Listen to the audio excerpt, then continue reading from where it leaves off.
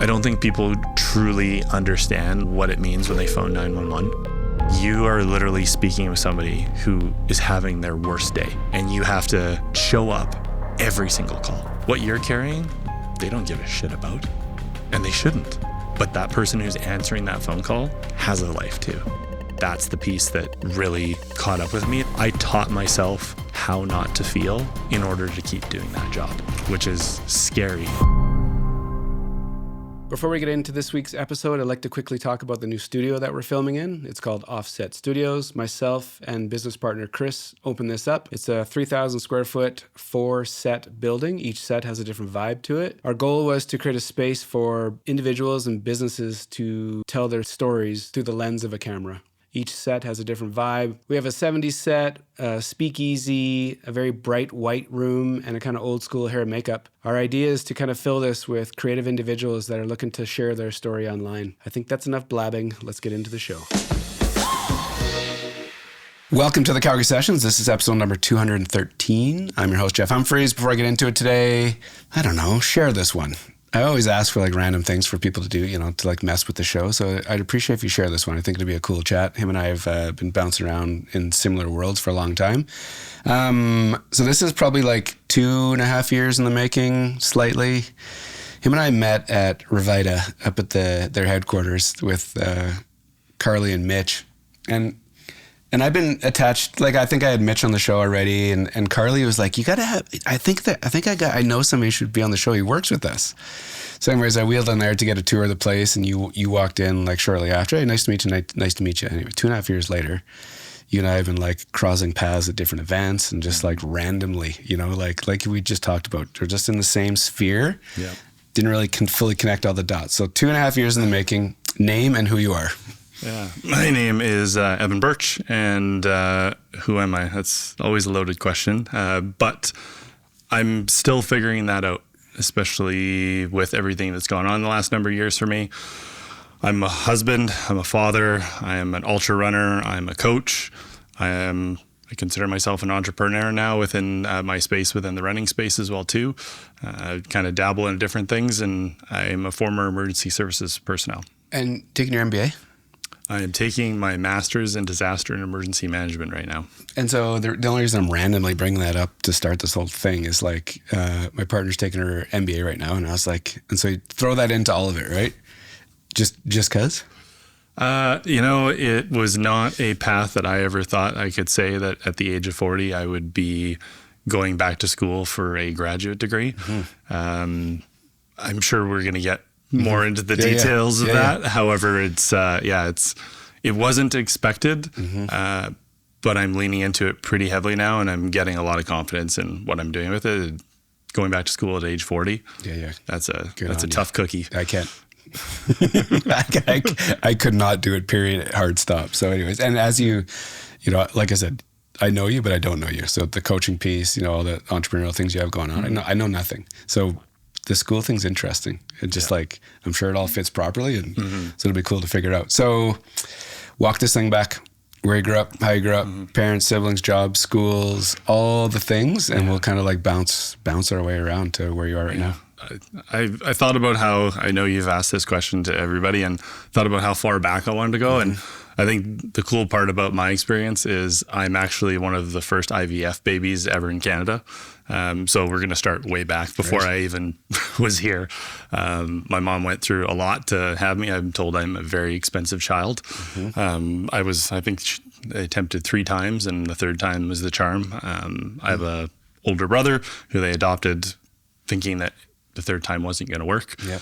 And back then, in the 80s, like IVF was like early. Experimental. Mm-hmm. There was only a few doctors that were doing it. Mm-hmm. So it was a very, like, as a big deal to throw that kind of money into something like that was experimental at the time. So we're going to go way back there. Which is wild to say it, right? Like that, like for that to be the path way back then. Mm-hmm. Wild. Yeah, and it's funny. It was probably about 15 years ago. The kind of IVF, everybody who was involved during that time, they had a little get together for like the first 100 babies that were born of IVF, and they held it at the zoo, which I thought was kind of like a little bit kind of like, why are we holding this at the zoo? But it was just, I mean, just to know that I'm like part of history in that way. I don't talk about it very much, which is, I figured why not just put it all out there. It almost doesn't make sense, right? No. Like it's a wild start.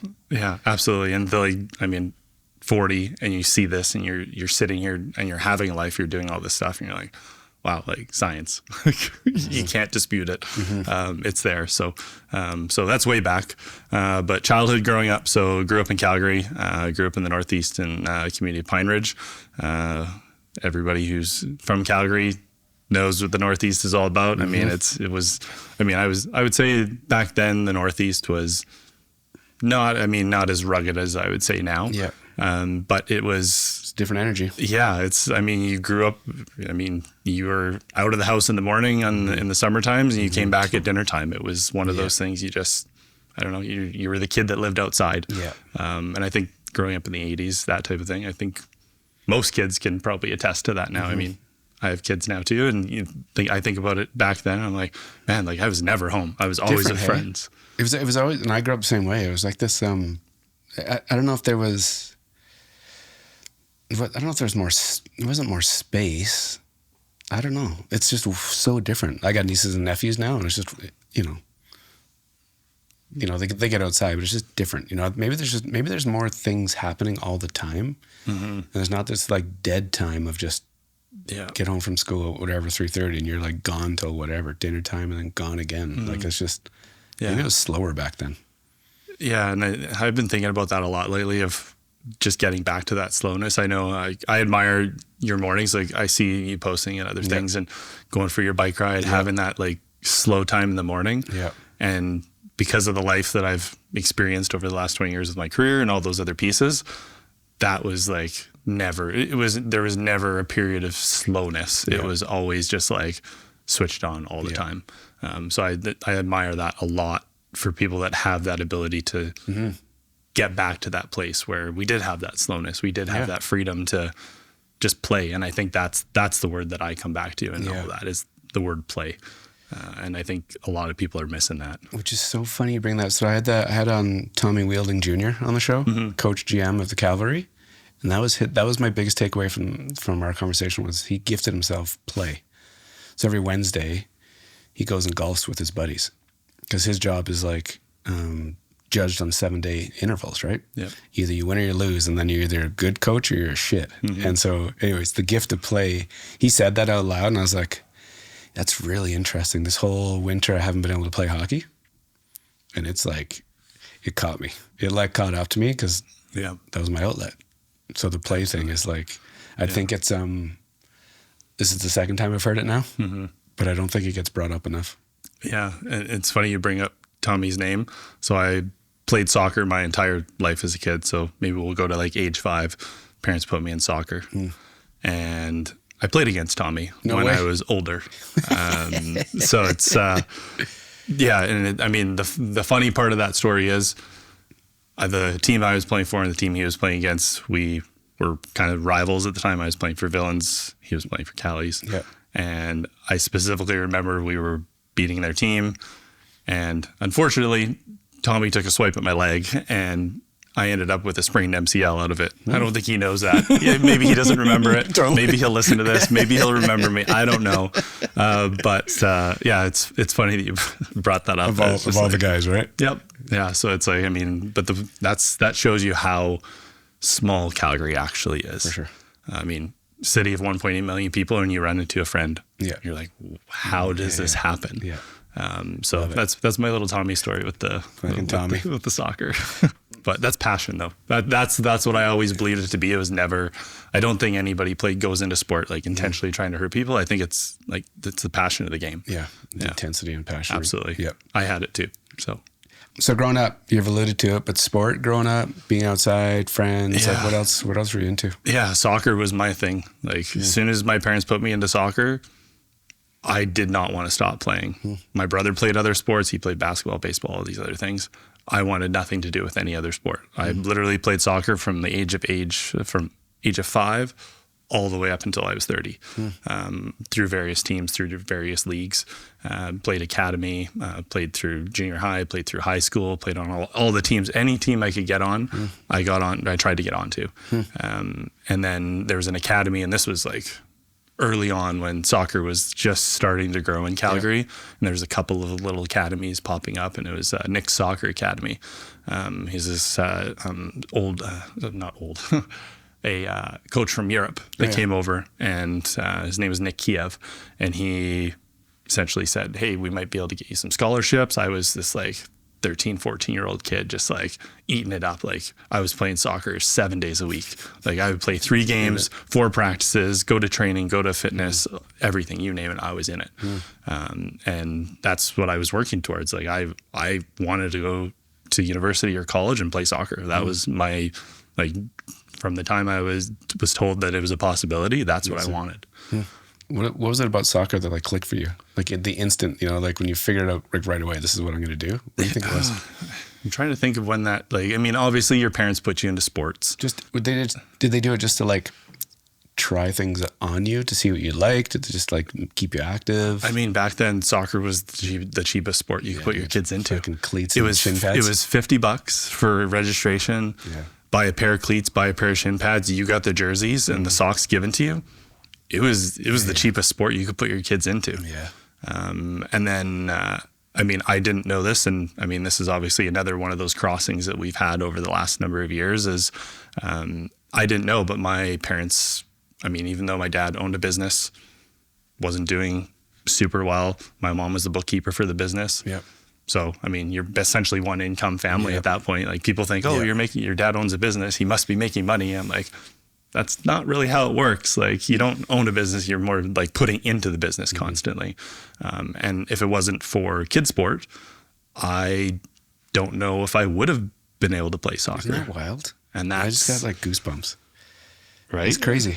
That's like just mind blowing to me.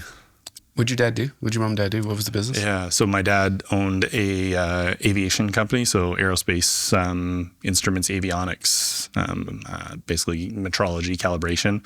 So working on smaller airplanes, doing installs, all the instruments that go into all the airplanes, all those things. So and he's still doing it today. Amazing. The KidSport thing, I'm not going to gloss over this.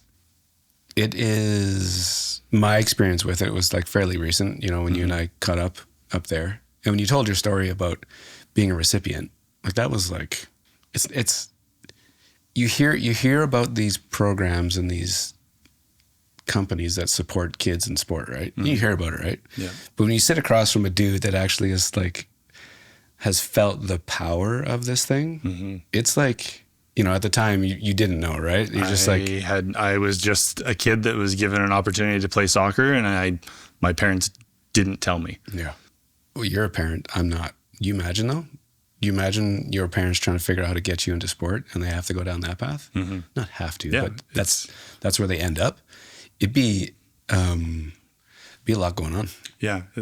I'm sure there's a lot of, I don't know if maybe a little bit of guilt attached to it of like why, or shame that they couldn't just afford to do it. Yeah.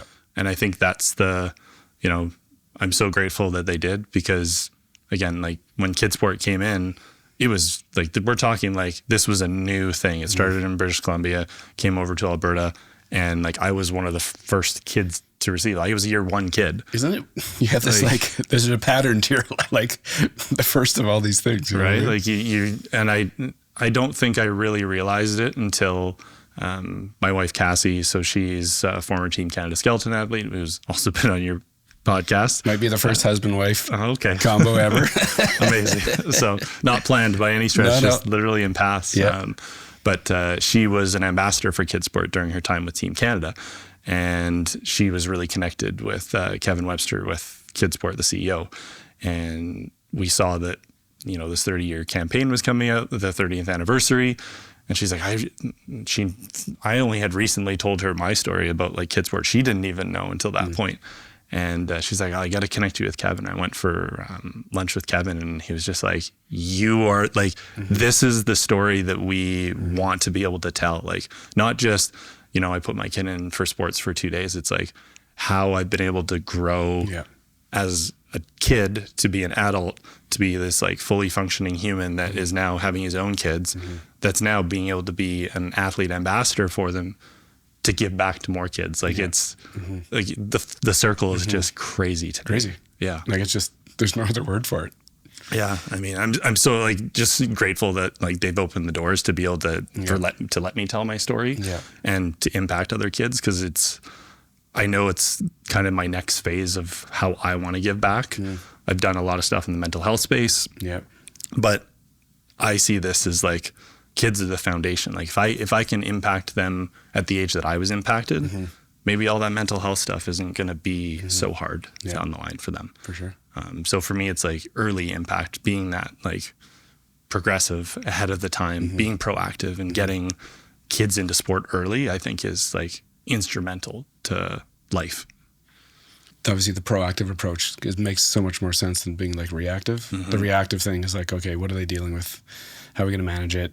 You know, your idea, your thought makes way more sense, which, and I think it's very interesting how it's so connected to you, you know, and none of this is, it's like when, you know, when you and I talked about it before we got on camera, just like for the amount of times we've crossed paths, it's not a coincidence, you know, for you to be one of the early day KidSport recipients to then have this part of your life figured out. It's not a coincidence. It's like, your path was almost predetermined. Whoever's playing my sim right now is doing a really good, like, totally. They're just, they're having fun with it. Let's just say that. Junior high, soccer, anything else cooking? Yeah, soccer. And then, I mean, growing up in the 80s, like, I mean, when you think about how many parents stayed together for their kids. My parents decided to get a separation when I was about 10 or 11. But they decided to like stay in the same home to stay together with the kids. Nowadays people would be like, oh, like that's crazy. How could you do that?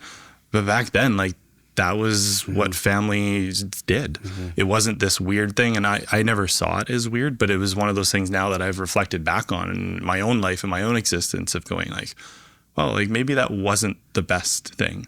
And it's not that there's never the thought in my mind of like they're bad people or they just weren't good together. And I think that's the thing that people I think get wrong sometimes when it comes to divorce, separation, all these other things, that one person has to be like the villain or one person has to be the bad person. But maybe they're just good people, but they're just like their time was to, you know, have me as a kid and then to like move forward in life and grow in a different way. So that was definitely hard as a kid to experience that. Like all my friends and most of my friends, their parents were all together. And so you're this kid that's like, you know, mom's living upstairs, dad's living downstairs. You're like, what is this world? Like, but you don't, I played soccer. I got so immersed in the sport. Like that was, if I didn't have that, I don't know what path I would have gone down. But getting into junior high, like I still remember grade 9 grad, like that was probably my first introduction into like alcohol, I'll say. I never got into drugs or anything else, but alcohol was like my thing. It was there. It was the thing that I did on weekends, and then I did soccer all the other times. It was just like this weird, like you would never have thought. And I don't think I've really spoken much about it. I don't think you would have thought that those two things could have coexisted. This kid who was trying to become this professional soccer player and go to university and college with it, but then on the weekends just like partying and drinking with friends. Because it's young, right? I was 14. 9. You have kids, right? Can you imagine? Like I was 14. Just based on who you were around, was it based on just like, you know, the home life isn't, you know, it was good, not normal. It was just like just you were around the group of people that were just started drinking. I've done a lot of reflection on it to figure out why was that the choice? And I mean, you look at me now, okay, I'm 6 feet tall, like 180 pounds. When I was in grade 9, I was 5 feet tall. I was the shortest boy in the class, like 100 pounds soaking wet. Like you're talking like very short. I mean, I was still on the basketball team. I was playing on I played every sport. The only sport I didn't play was volleyball at that time because I was a little bit short. But I played every other sport, so all the junior high sports, all the teams, even though I was still the like short kid. Yeah. But it was to fit in. It was this, I had an innate ability, and I don't know if it's something I'm like super proud of or that I'm just like, wow, why did you do that? Of like chameleoning myself and trying to fit in. And if I could drink and be part of the party crew and part of the like hockey boys and all of these other things, I could like fly under the radar and not be picked on, not be the one that's getting shoved into a locker. I could be the one like standing behind them while they're shoving the kid into the locker. I wouldn't be the one who would be doing it, but at least I was safe. And it was this like idea of like keeping myself safe, I think was probably the biggest thing if I were to look back and what that time was for me. And it was, you know, the home life, it was like rocky. It wasn't great. It wasn't like I had everything I needed. Our parents, like my mom was home for lunch all the time. It wasn't like they were like aloof parents. Like my dad worked a lot, obviously, to keep the business going for the family. And he sacrificed a lot of time and things with us, but it wasn't bad. Like it was just, it just wasn't normal, I'll say. Yeah. What is normal? And normal back then, you know, fast forward today, right? Like, you know, it's very rare for anybody to stay together with anybody. Like back then might have been early days, but absolutely now this is probably the new normal. Yeah. So it's, so getting into that alcohol was definitely a like safety fitting in piece for sure. Moving from like junior high into high school and like, end of grade 9, like the last little while, like my grades were starting to slip a little bit. I knew I was going to be like having to go into different courses into high school. I was just barely scraping in to get into like the higher 10 courses in high school when I got in. And it was, I mean, I think look back on it now, some of the amount of stupid shit that I did from grade 9 on. Like, I mean, I remember that night, grade 9 grad, we were like flipping bike racks over, and this is like a hilarious story. We're literally like probably 15 of us, all just like drunk, stupid kids. We stole like chip bowls from the party at the end of the grad, and we're like walking through the fields with them. Went to a friend's place. Everybody just got like mixing drinks, doing whatever you wanted to do. We started walking back. We were taking a couple friends home, and we were like, oh, like let's be like stupid hooligans. And we started tipping bike racks over at the school. And all of a sudden, all we heard was like 6 cop cars, lights on us, sirens everywhere coming through the fields. And of course, we're just like these like 14, 15-year-old kids, just like deer in headlights, like drunk, barely able to stand. And we're just like, what are we doing?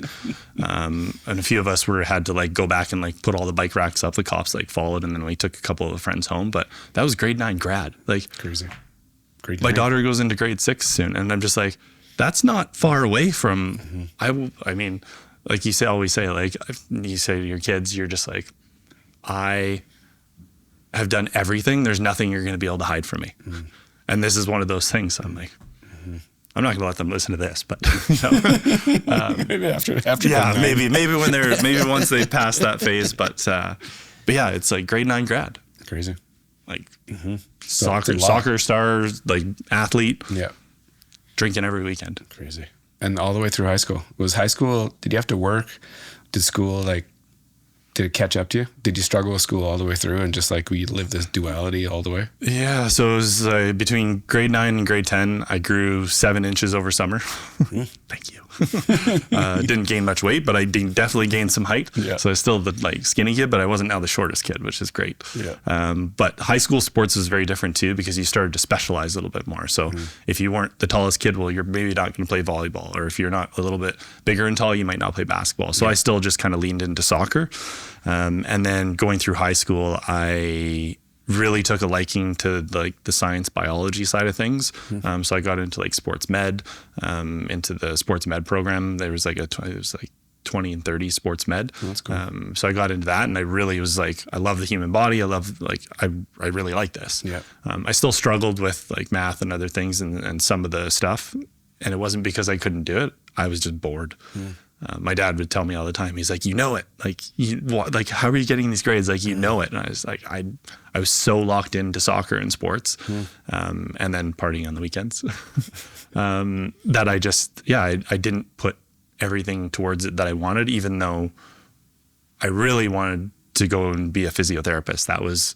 But at that time you needed like an 85 average to be able to get into university to be a physio. And I'm like barely scraping by with like a 70, doing okay, but nowhere near what people would need to get into university right out of high school. So I just kind of was like, well, maybe that's not like, maybe I'm not going to be able to do that. So I didn't really know what my path was as I went through high school, because I saw my grades just weren't going to be strong enough for physio. So when you have an idea in your head to do the physio thing, that 85 is a giant number. Yeah. There's some smart people out there. It's like, whatever. When you figure that out, that you're not going to get there, what do you start wrestling with? You know, like, because this is, I don't know, what year was this when you're graduating high school? 2003. So it's like, you know, the internet's like 97, you know, YouTube's kind of around, but there wasn't, you didn't see a lot of things of like other things to do. So when you figure out you can't do physio, what do you start scheming, or how do you start scheming? Yeah. I mean, and that's the thing too. Like we're always taught when we were growing up, like, what's the one question that like older adults or grandparents or other people ask you when you're this like kid growing up? It's like, what do you want to be when you grow up? Now I'm just like, I hate when people ask that question. Sure. Yeah. Cause it's like, why do you have to be one thing? And I think that's the trap that us 80s kids kind of got locked into. Again, whether it comes from our parents coming up through like industrial revolution, all this stuff, and this work ethic, the boomers coming through, and they're just like working hard, they're making all this money.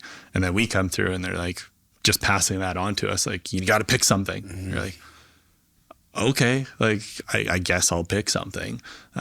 So I decided that if I couldn't get into physio, I would move into like paramedicine. So emergency medical responder, emergency medical technician, and then paramedic. I was like, well, it's a human body. I know it really well. If I can't get into physio, at least I can still understand and work with that. But all through high school, I mean, my brother and all of his friends worked at Little Caesars at the Saddle Dome through his high school, and he's 3 years older than me. Okay. So there was like 20 of them all working Little Caesars at the Saddle Dome. So they would leave high school, travel by train, go work at the Saddle Dome for the 4 to 5 hours at the pizza place, and then go home. That was their job. When all of his friends left high school, all of me and my friends moved into those jobs.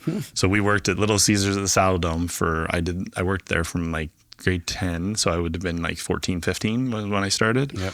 So I've had a job. Like, I've literally worked since I was 14 years old. And I mean, I still remember it was $4.25 an hour. No way. The train was probably a quarter or something. $4.20. I actually think the train was something like, I think it was something like $1. I mean, crazy. I'm totally aging myself right now, but yeah, I mean, that was, I literally worked with, again, so you're talking about like partying on the weekends. So not only all my friends and everybody that I'm now working with, you're just like in this like ecosystem of people all the time. You work with them, you party with them, you play soccer with some of them, you go to school with them. It's just this like tribe of people. You're just like, these are my people. But that's just like such a unique thing, because it's like there's literally 15 of us working at Little Caesars at the Saddle Dome, all friends. Crazy. Yeah. That getting a job at 14, necessary. Because you wanted your own things, or were your parents kind of suggesting that you should go find something, or your brothers kind of pulling you down a path, or your friends need money, like you need money to go buy booze? Like, yeah, I'm sure there was probably a little bit of money for myself, for sure. Yeah. My brother, obviously, being older, like you always look up to your big brother. That's the path. Right? Like, oh, he's working. He's like, and then his boss was just like, does all of his friends want jobs when you guys leave? Because they're obviously going off to do other things. They're not going to want to work at the Saddle Dome when they're graduated. So it was more of that. And then, just having for myself, because I knew my parents were struggling. Like, there's no doubt about it. Like, we were fed, we were clothed, we were everything. But I mean, even to this day, like my dad would tell you that, like, he sacrificed so much. And that's why, like, now I'll go to his house and I'll look in his closet and he has like 150 shirts. I'm like, why? He's like, because I had like 2 when you were growing up. And I'm like, Like you see these things now, but back then you're just like, you don't, and I mean, I shouldn't say you shouldn't, but like as a kid, like it's not your responsibility to take those things on for your parents. Yeah. And I think that's the part that I'm glad I didn't have to do that, because I think it would have been even harder. Yeah. So the fact that they shielded us from that and really made sure that we didn't have to worry about those things through, again, paying for KidSport for our sports, making sure we had food on the table and everything we needed, but they sacrificed everything that they needed for us.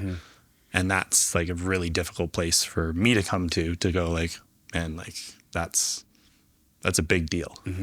Yeah, we don't, as youngsters, we don't have the capacity to figure all that out, or even just to manage all that, right? We know what we have.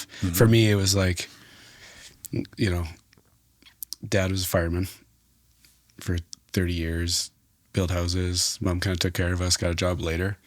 But it was, you know, we didn't get the newest Nikes. You know, we didn't get the newest, like, Levi. Like, I knew it. But you're like, well, that's just what it is, right? And you show up the first day of school, and there's the kids that are like fully kitted out. You're just like, that's not my reality. But at the time, you were kind of just like, I guess we're not rich. You know, it's kind of what it was. Yeah. And then, but that's kind of where, you know, that's as far as it went, right? Yeah. There was no way that as youngsters we're going to figure out like, well, our parents are like, you know, driving beat up vehicles, and you know. Depends how many shirts they have in their closet, but they're sacrificing, which is wild to think back on. My mom drove a gold Ford Topaz for probably 17 years. Crazy. Piece of shit. Hated it. And it's like, she drove it all winter, which is crazy. Yeah. A gold Ford Topaz, if anybody knows what a Topaz is. It's just different, right? Growing up like around that. Yeah. It's different. Yeah. And I think because you don't know, again, you see other kids and you see all these things, and you would normally get that, like that one thing that you really wanted was Christmas time. Yeah, for sure. That one totally. jacket, that one, like I still remember like the old Chicago Bulls starter jacket. Yeah, classic. Was it new? I have no idea. Did I care? Absolutely not. Right? It was like what I wanted. Everybody else was rocking those starter jackets everywhere. And I'm like, all I want is like the Bulls hat and the Chicago Bulls jacket. I don't even know if I like basketball, but I want the jacket because everybody else has it. So give me the jacket. But it's stuff like that. You don't, it's so easy to, again, now the age that I'm at, and I see it, and I have my own kids, and I see the sacrifices that my parents went through just to like give me food, that like that have culture, like that you need to have more all the time. Like, and I'm so thankful that my girls, like they don't really, they don't expect a whole lot, which is, I mean, they get everything they need and more, not because of this. And I think this is some of the traps sometimes that some parents get into is, they want to give their kids everything that they didn't have. And that to me is like you're working from a negative space at that point, because you're just trying to give them everything you didn't have. You're like, well, why don't you just give them what they need? Because what they need is your attention and your time. They don't need the starter jacket. They ultimately do not care about those things. I remember it now just because we're having the conversation, but I haven't thought about that starter jacket for 20 years. Right. But like those memories and those things come back, and you question, like, what do they really need? And it's not stuff. No, it's time. Energy, time. Graduating high school, you're playing, like, you're pretty, like, you're working, drinking, playing soccer, and like, you have your plan for the emergency service? Like, you have a path, you know, like what you're going to do, or where you got to apply, or how you're going to get in? I had a little bit of an idea of what I wanted to do. I was still a little bit on the fence of, do I want to go right into it out of high school? I mean, I still remember one of the last parties at high school, and I had drank so much that I threw up all over my friend's Indian motorcycle jacket, like brand new leather jacket. And my brother was working at a different pizza place at that time, and he was the one who's coming to pick me up that night. And he gets there, and he's like, "Where's Evan?" Because my brother obviously knows everybody. He was the older guy that was like coming out of high school when I was going in. And "Where's Evan?" And he tells me the story. He remembers swinging the door open and there I am. My friends like hung me up on the back of a door because I couldn't sit up. And I'm just like, from that moment, there was a level of like, after he had kind of told me that story and everything, I started to change a little bit of my mentality of like, I'm going to be an adult soon. Like, what do I really want? Do I want to be hanging off the back of like, this is not conducive for what I actually want for myself. So I probably did more underage drinking than I ever have as an adult. And I think that's I never realized how negative of a connection I had to it. I never had a problem, like in the sense of like alcoholism as an adult or getting so blackout drunk, anything like that. But to have all those experiences as like a young kid, and then at age 18 go like, oh, like now what? Like, what am I gonna do? And I knew that was like not sustainable by any stretch. And then of course you move on from high school, friends start dropping off, friends go to college, they move away, they do other things, they keep drinking, whatever that is. So I would say like from like high school moving into what I wanted to do next, I lost a lot of friends along the way. I think that's like a natural progression of life and seasons and all of these other things that people just kind of tend to drop off a little bit. And then I decided to go work for my dad for a year because I wanted to just like make some money, figure out, because ultimately like I was going to have to pay for my school. I knew that. I wasn't, there's no, it was, who's going to pay for it? It's not going to be mom and dad. And I knew that. And I wasn't bitter about it. I was like, that's the card that I was dealt, and that's okay. So I worked for my dad for a year, learning how to do metrology, which is, I don't know if you know what that is. It's essentially all the tools and equipment that you use to basically test aircraft, or like tension wires, all the electrical side of things, everything like torque wrenches, you name it, like tools. So I was basically calibrating all those tools to make sure that they were within tolerance to be able to be used. And I'm this like 17-year-old, just turned 18-year-old kid, because my birthday is in August, went to start working for my dad, like right out of high school, learning this from him. And for anybody who's ever like worked with a parent for any length of time, especially a parent who is like as smart, and like when you talk about people who know like a little about a lot, he knows a lot about a lot. Like it's disgusting how much he has in his brain. And of course there was like a little bit of an expectation that I'm his son and I'm going to learn all this stuff and take it all in. So of course, you know, at that time he had sold off the business, and my parents were kind of pretty much split at that point, and he had the house and I was still living at the house at that time. My mom had went back to Saskatchewan to do a little bit of education to get some more stuff for her bookkeeping. So at that time I was just living with my dad, my brother and I just,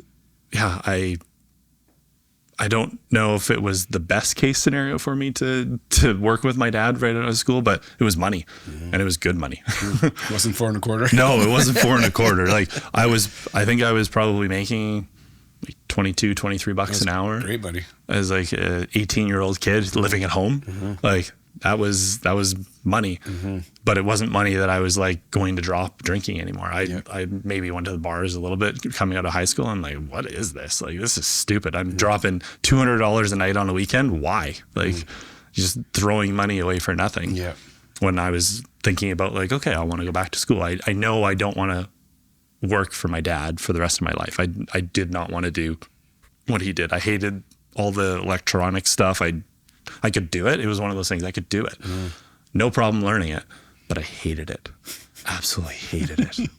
It was so stupid. And I was just sitting there like, this is not a life. I do not want to do this. So I then decided to go and get my emergency medical responder at SAIT. So I did my EMR at SAIT, and the two instructors at SAIT were paramedics for STARS Air Ambulance. John Doyle and Dave Harris, still connected with them. And they essentially said to us in the EMR class, like, hey, you know, once you get your EMR, most of the time people will go like work up in the oil field get a little bit of experience under the belt. But he's like, if you really want some good stuff on your resume, you should consider volunteering at STARS. that's when like, I think I knew about STARS at the time. I mean, it had been around obviously since the mid 80s. Like my thing is, STARS is as old as I am. It was 1985. And for those that don't know what STARS is, if they're not watching it from Calgary, so STARS is an air ambulance organization, nonprofit, that is, when it originally started, was just Calgary, Edmonton. Yep. Now it's Calgary, Edmonton, Grand Prairie, Saskatoon, Regina, and Winnipeg. So at that time, it was everybody knew what STARS was if you were in Calgary. It was like very red helicopter. You knew exactly what it was. And I was like, okay, like that's pretty cool. Like I'm now like getting taught by these like critical care paramedics that fly on the helicopter. Like this is really cool. I'm this like 18-year-old kid. So I started volunteering at STARS. And that's how my career essentially started in emergency services. When you get to school at SAIT, does it click? Like you're into it, so you're like everything starts clicking for you? Oh yeah. I was the kid that could avoid even opening a textbook, take the knowledge from the class, ace the tests, and like understand everything. I could still probably tell you, maybe not all 206 bones in your body, but I could probably tell you a good 75% of them, even though I haven't used it as much over the last, kind of decade and a half. So it's one of those things that innately I knew from the sports med stuff, like the anatomy, the physiology, the muscles, the bones, the like how the body works. I loved it. Absolutely loved it. It was one of these things that just like came to me naturally that I enjoyed, as opposed to like math. I could do it. Came kind of natural, but I hated it. But there's math, and unfortunately, as you go through paramedics, which I later learned everywhere. I was told there would be no math. That's lies. When you find something that you're good at, though, like I never found anything I was that good at in school besides gym. I was like really good at gym. That's it. Like I never found that like even all this madness. Like this is not like. It's not like a traditional skill, or like, you're not the way you can understand the body and the anatomy. Like I took a couple anatomy classes at Mount Royal when I was taking like a kines program. Fucking like way over my head. Just like nothing clicked. I could like look at these giant books. There was nothing. I could read 2 pages and I couldn't tell you anything about anything. So it's when you find it, it gets like, it changes, right? You start getting more excited. You're a high functioning human all of a sudden because you're like good at something. My dad gave me something with regards to the memory, and I think that's I can memorize. You're good. Like I have that like eidetic type memory where if you line 10 things up and took 10 things away, I could tell you the order that those 10 things were probably in. Maybe not to like an extreme, like 100 things, like some of these Guinness Book of World Record guys, but I have a pretty good memory for those things. It broke over the years, but I think it's coming back now. We get old, it gets consumed by a bunch of other things. So you're volunteering at STARS, which is obviously a super cool organization. So what starts happening after that? So volunteering at STARS, so it was essentially registering oil and gas sites. So all over the province, they had a program that basically you registered your site. So that kind of appeased the occupational health and safety that they had a safety plan in place. If something were to happen, they phone that number, helicopter gets dispatched or an ambulance, whatever that is. So I'm registering oil and gas sites, understanding maps, and like, again, memorization, like maps and like all this like cool stuff that I'm just like, this is incredible. And then volunteering there, I started doing a tour, and I was in like doing a tour through the dispatch center. I was like, what's this? Like, this is cool. I'm like, people are just like sitting in front of like 3 computer screens, keyboard, radio going off. War room. Just like operations, like 100%. You're just like, and you're this 18-year-old kid and you're just looking around. You're like, this is cool. And I started like questioning. I was still working for my dad at the time. I think I had been there for like 8 months, and I was volunteering at STARS. And then I did this tour in the dispatch center. I was like, I want to do that. Like, that's what I want to do. I don't want to be on an ambulance. So I had already registered for the EMT program, which is at that time it was an 8-month certificate through SAIT. So you had a little bit of time that you did in class, and then a little bit of practical time. And I ended up talking to the supervisor at STARS because I was getting a little bit fed up of working for Dad and wanted to do something for myself. I'm still living at home with him. So not only am I working with him, I'm living at home with him. He owns you. Yeah, he definitely owns me. On you. Yeah. So and you know, he was always good. He was never like get out or anything like that. He was always just like go and like do something, like pick something you want to do. And I asked the supervisor STARS, I said, like, would you hire for any position coming up? Like, I'm interested. So I ended up applying for a job, took a $10 an hour pay cut, working with my dad to go register oil and gas sites at STARS. And that was September, I'm pretty good with dates. So September 2005 is when I started at STARS. Crazy. So 2 years out of high school, essentially. I had just turned 19. And I started working at STARS and quit my dad's business. And then during that kind of time frame, I had met my girlfriend at the time, just before kind of all that stuff happened when I was like coming out of high school, moving into that type of thing. So she was still living on her own. And then I had this like new job. So we were just like trying to figure things out in that realm. And I decided that it would be like pretty smart after my 3-month probation to buy my own condo. Why not? Like, you're 19? Sure. Like, go for it. Like, why not? Like, get out from dad's thumb and move to the opposite side of the city, out to Rocky Ridge in the Northwest. I went for it. I was like, let's get to the edge. So growing up in the Northeast, then you move to the Northwest, you're like, what is this world? So I started working at STARS, did that, was with my girlfriend at the time. And then at that time, they were having some turnover, some staff for the job that I wanted. And they had another job that was coming in. It's changed names now, but at the time it was essentially repatriation, which is essentially like flying people in who are injured or sick from other countries back to Canada. And they were bringing in all these nurses that were like 25-year emerge nurses, like triage nurses, like so much experience, but they didn't know how to use the technology. So here I am, this 19-year-old kid. I'd been registering oil and gas sites for like 2 to 3 months. They're like, hey, we're starting this new initiative and we want you to be the call taker for it. And we want you to train all these nurses how to use the phone and the technology.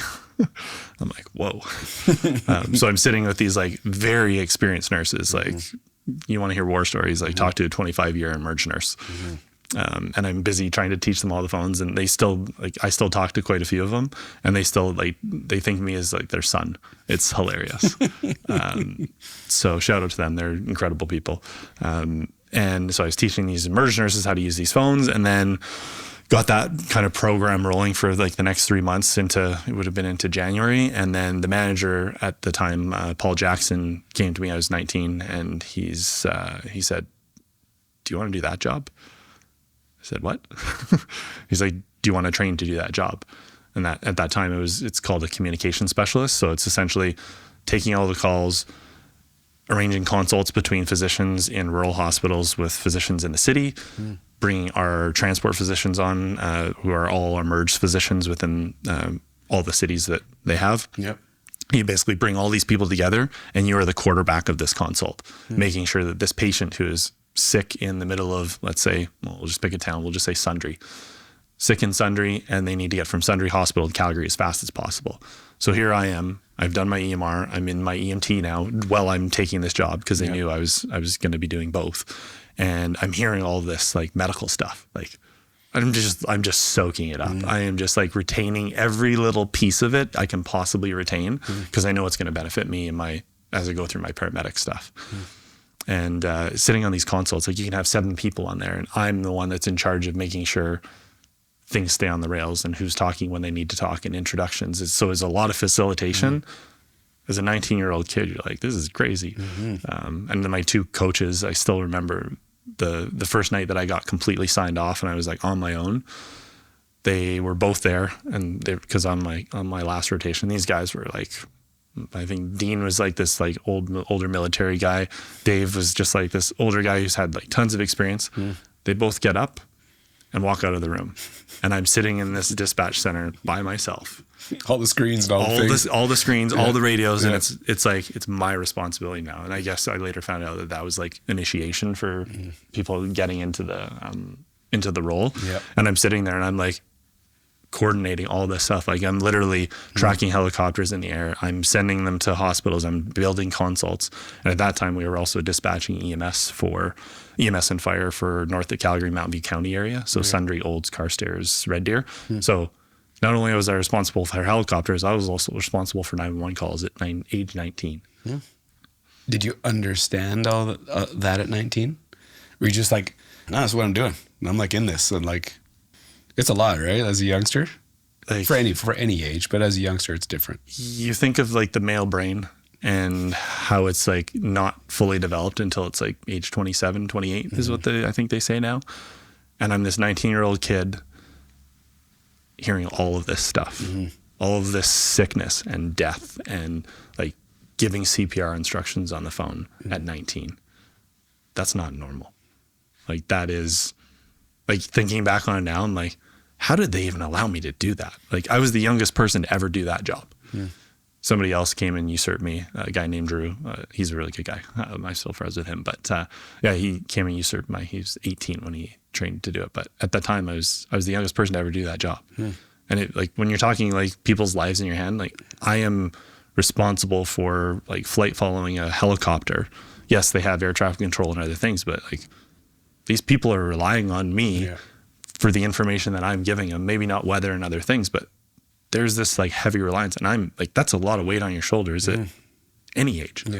But at 19, like that's a lot. You know, based on your upbringing, do you think you're like just more mature to handle that, or you're just like, you didn't have a traditional, there were some bumps on your road, and so you had to figure a lot of shit out by yourself. So here you are at 19 doing this job. Like you had some weird skills to actually pull it off, right? I had to grow up early.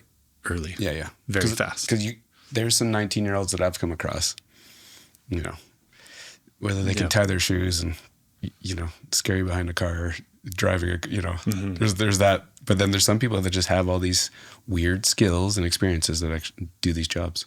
Yeah, I mean, having to grow up quickly is not, I mean, getting a job when I was 14, you are in the fire right away.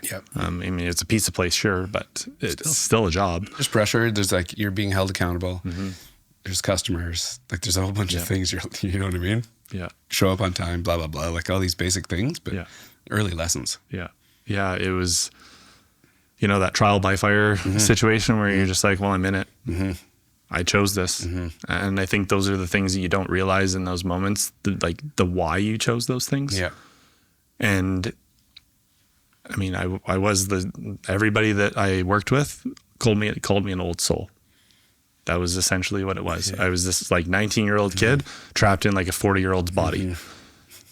Everything just got sped up by a couple decades. 19-year-old body, 40-year-old again. That's what I meant. But I know exactly where you're going. But you're thrust into this like experience of being an adult, and everybody that I worked with was 10 years older than me. Everybody. I was the youngest person in the entire room for my pretty much like the first 10 years of my career. Like you grow up really quickly when your friends are, you know, have already had a decade of work and all these life experiences, and then you go hang out with them, and that becomes your new tribe. And in emergency services, for people that work shift work, like that's a very small circle, because when you're sleeping, everybody's working. And when you're awake, everybody is like busy on their own jobs and doing all these other things. It's like you work shift work and you're with these people more than you see your family. And it's a very hard environment. I mean, I basically started working a shift work schedule of 2 days, 2 nights, 4 on, 4 off at age 19. Crazy. It's crazy. It takes so much time off of your life. It's worse than smoking.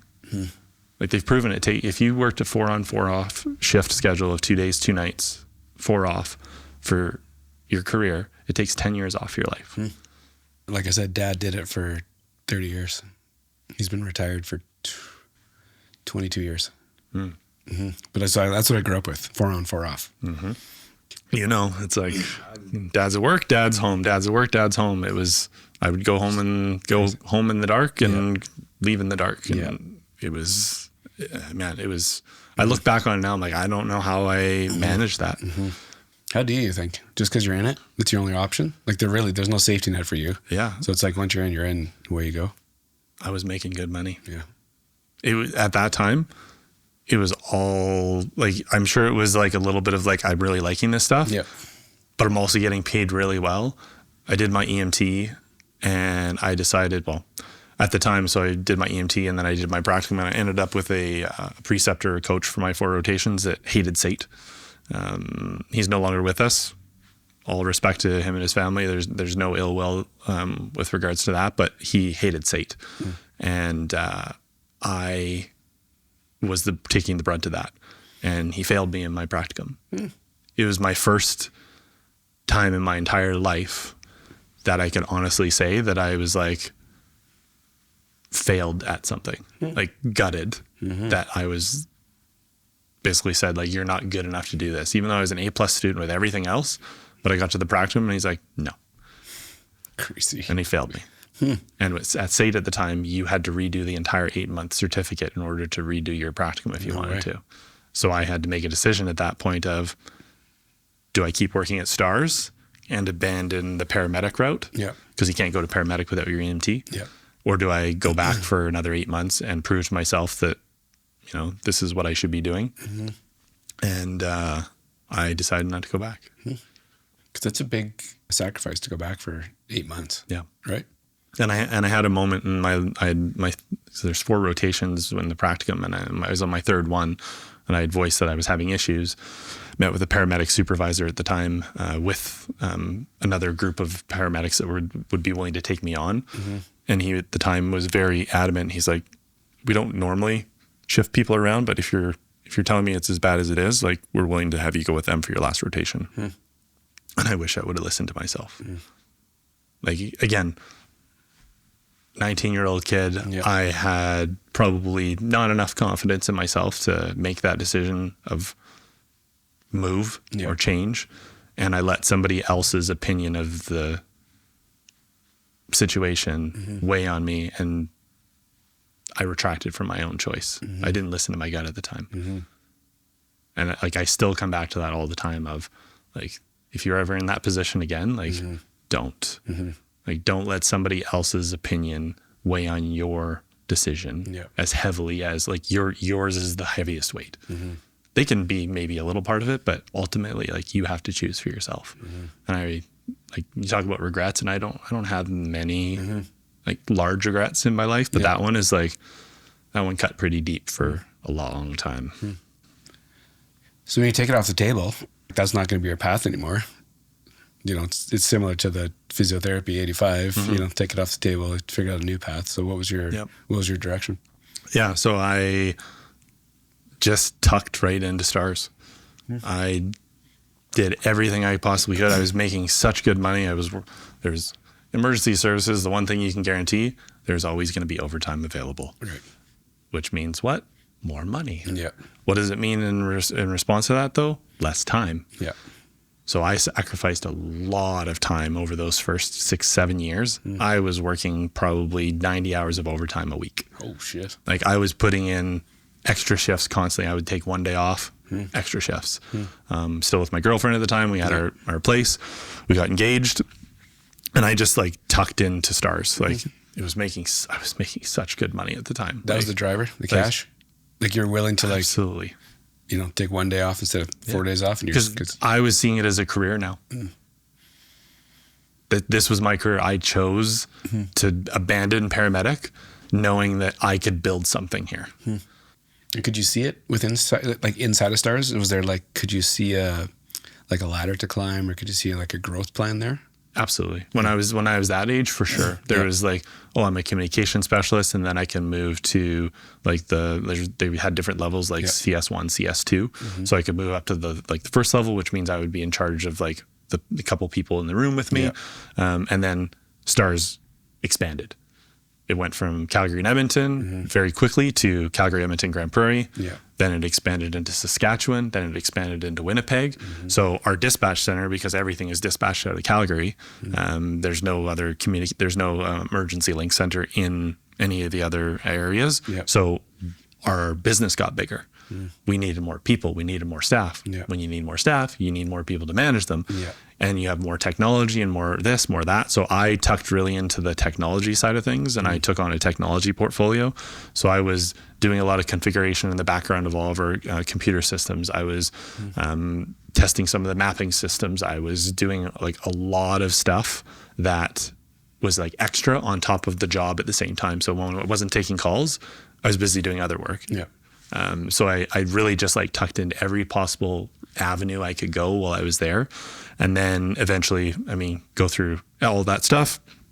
And this would have been 2010, 2012. So it would have been, 2013. I was engaged for 8 years, got married in 2013, and then had my first daughter in 2015. But that, honestly, that time between like 2006, when I kind of decided that path, till like 2013, it's felt like a blur. Like just work, head down, and figuring out how to do the job and be able to maintain doing that job. Because the thing with STARS is they get the sickest of the sick. We're talking like the top 10% of the sickest people you will ever hear about. Those are the phone calls we get. We don't get and not just from hospitals. Like we were flying to the middle of the mountains and landing on top of like glaciers, and like we were doing some crazy stuff. Like the stories that I could tell with some of those calls, and maybe I'll share one that was like pretty insane. Even though we didn't fly with the helicopter, there was a diamond. I think it was a diamond mine up in Northwest Territories, and this guy was having a heart attack. They called through. They somehow got through to us, knowing that we had resources to be able to get fixed wing aircraft and planes out if they needed them. And we were coordinating everything. And the problem is the call came in like 2 hours before dark, which means, okay, like this place has no landing strip. There's nothing available for it. So my partner and I, Leo at the time, we were busy. He's coordinating with the doctor. I'm busy calling all these other aircraft companies up in the area to try to figure out how we can get this guy out. Well, they figured out with the physicians of how he's going to help this guy. And we finally found a company that could fly in. They weren't too far away. They were available. So they flew in and they were able to pick this guy up. We coordinated all of these other pieces. And if it wasn't for, we had this idea from one of the pilots, came up from one of our helicopter pilots, because he was an old bush pilot, came up and he's like, I don't know what you guys are going to do. He's like, we used to light toilet paper on fire to light up like a runway so the planes could take off if they get stuck after dark. And sure enough, like we passed this along, and this plane, the only reason it can take off is because literally they rolled out rolls of like giant like industrial paper towel and lit it on fire so this plane could take off and save this guy's life. And that's just like, when I talk about like thousands of calls that I've taken and been a part of, like that's just one. And that's like a successful one. And that's the thing, people always ask you, like, what's the worst call you've ever taken? Like, do you really want to hear that? Because I don't think you do. So it's stories like that kept me in that job, because it was just like the adrenaline rush, the dopamine, like you were always on. You were you never know when you answered that phone, you didn't know what you were getting. So-and-so from hospital, so-and-so from XEMS. We have this person, this industry site, this guy just got his arm blown off, whatever it is. You never knew what you were going to get. And that was the thrill of it. And at that young age, like getting those dopamine hits all the time, just like fueling your fire constantly. But at the same time, you're fueling your fire, but you don't know what you're actually collecting during that entire time either. So you're there for a while. Your first daughter shows up. You're still there. Still like want to be there. Still want to crush it. Still like... Yeah. So I tried to move up in the company, and being a nonprofit, there was, when you talk about that ladder, well, the ladder hit a ceiling at some point. And I had to make a decision of, do I stay? Do I go? What should I do? And I decided to move over to Calgary 911 and apply for a position over there. Because it's union, it meant that I had to start at the bottom. Right. So here I am. Okay, time to take another pay cut. Now, again, I'm a firm believer that sometimes you have to take 2 or 3 steps back in order to move, the 10 steps forward that you want to. But yeah, taking that job was, again, do I regret maybe moving over? In some ways I do, because it did bring on quite a bit of the mental health stuff that I was able to avoid when working at STARS, because you didn't really have to deal with the public in a very big way. Because we only dispatched EMS and fire for like my first 3 years that I was there, and then we stopped. So I was dealing with like second parties all the time. I was never dealing with, that first initial call of like, my husband's having a heart attack. So I ended up juggling both of those jobs. I worked for 4 months straight. I worked 7 days a week. I went and trained at 911, and then I would go work Friday, Saturday, Sunday at STARS, go train at 911 Monday to Friday. I would work Friday, Saturday, Sunday at STARS, because I was in this phase of, because you're told when you're younger, like, pick the thing. I was so afraid to lose it. I was so afraid to give up that like job, the benefits, all these other things. I had a young family now. Like, giving those things up to me was like scary. And at that time, my wife was, she was in school doing her education as well too. So she, I kind of made the decision, like, I need to keep both. Like, I can't just like switch over and hope, because the 911 job was not a permanent position. It was a temporary position. So until it flipped, I basically had to keep both. So I pretty much worked nonstop for 4 months straight, 7 days a week. Like, I probably put in, I don't know, 120 hours each week for 4 months straight. Did you know it wasn't sustainable? Or did you? Absolutely not. You have a gear that you can just like, yeah. Which kind of speaks to like what you're up to now. It's a similar gear, right? Whether it's the suffering, sacrifice, like all the things. So it's like, you have the ability to do this thing. So you're working 7 days a week, all the hours. And then how does the 911 training then stop, and then you go?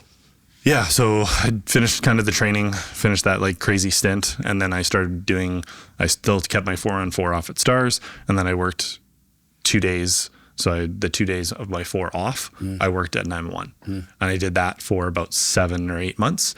And then 911 had a position open up. I applied for it, got it. I did the reverse. I dropped STARS, said I was going to go part-time there. Moved over to 911 full-time on a 4-on-4 off. So I was literally just like switching these two things around. Swapping and I'm checks. just again, I look back on it and I'm like, man, like, why didn't you just pull the ripcord? And I mean, talking to people, like Mitch is a perfect example from Revita. You talk to Mitch and it's like, he never would have done what he's done had he not pulled the ripcord. And I'm like, I was so afraid at the time, again, having a young family. Like, I think that pressure's way. That right there for me was the deciding factor, was like, I can't be without a job. Like, I don't. And at this point, I had been at STARS for 12 years. Wow. I had no formal education. So I have all this experience, but I don't have that piece of paper. I don't have a diploma. I don't have a degree. I don't have anything. So I had no choice. In my mind, I had no choice but to keep both, because if I lost one and the other one didn't work out, I'm screwed. Yeah, you're lost. Right? Like, how am I going to take care of my family? So I ended up doing that switch, ended up dropping STARS about 6 months later. That was a tough one for me. I really got really close with a lot of people. I mean, one of my really best friends still, Leo, him and I worked 7 years, 4-on-4 off together. Crazy. Straight, like as partners. Crazy. So it's like, you guys are now connected. Like forever. Right. For absolute ever. So you make those relationships, and then again, we talk about this tribe thing of like my high school tribe, then going, working with my dad, and then now moving over to this like STARS tribe. And now that STARS one is like going away, like going away in the sense of like, I'm choosing something else. I know my like contacts and friends are still there, but as well as I do, as soon as you leave a job, there's very few people that like stay attached. But a few did. And I moved over to 911 and worked my way through the ladder there, worked my way through every committee I could possibly put myself on. Because I'm like, I have 12 years of experience. I have done this. I could do this with my eyes closed with no problem whatsoever.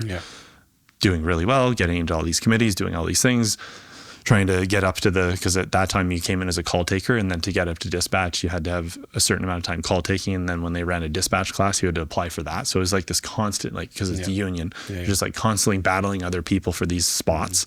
And it's exhausting. So I eventually get through dispatch, do all that stuff. And then, I mean, those day-to-day calls, when you I don't think people truly understand like what it means when they phone 911. It's like you are literally speaking with somebody who is having their worst day of their entire life. Yeah. And you have to get them to trust you.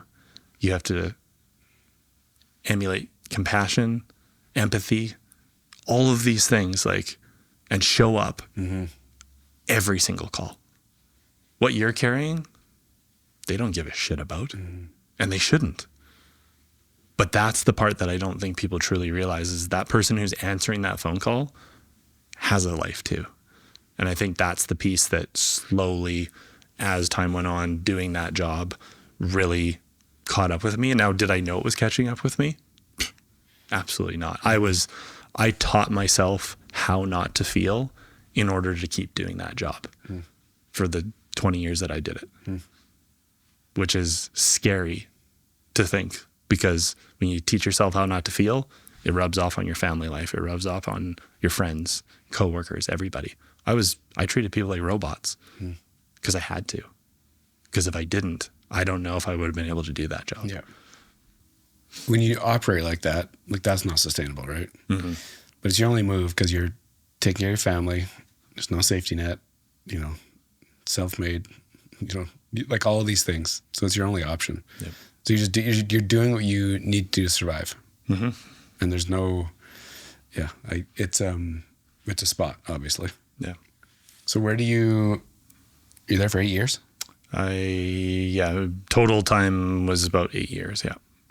So that during that 8-year run, you climb the ladder, you get to a certain point. Like, what does that journey look like? And what does the out look like? Yeah. I like to tell people now that I put my ladder on the wrong wall.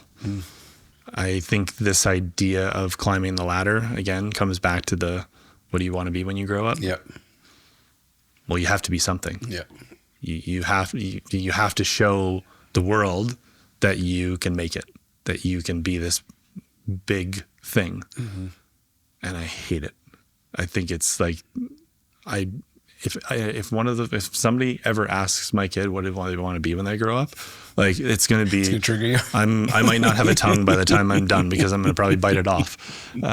It's one of those things that now, again, after all this reflection and after all this time, and I look at it and I go, like, what would life have been like if I didn't have to be that way?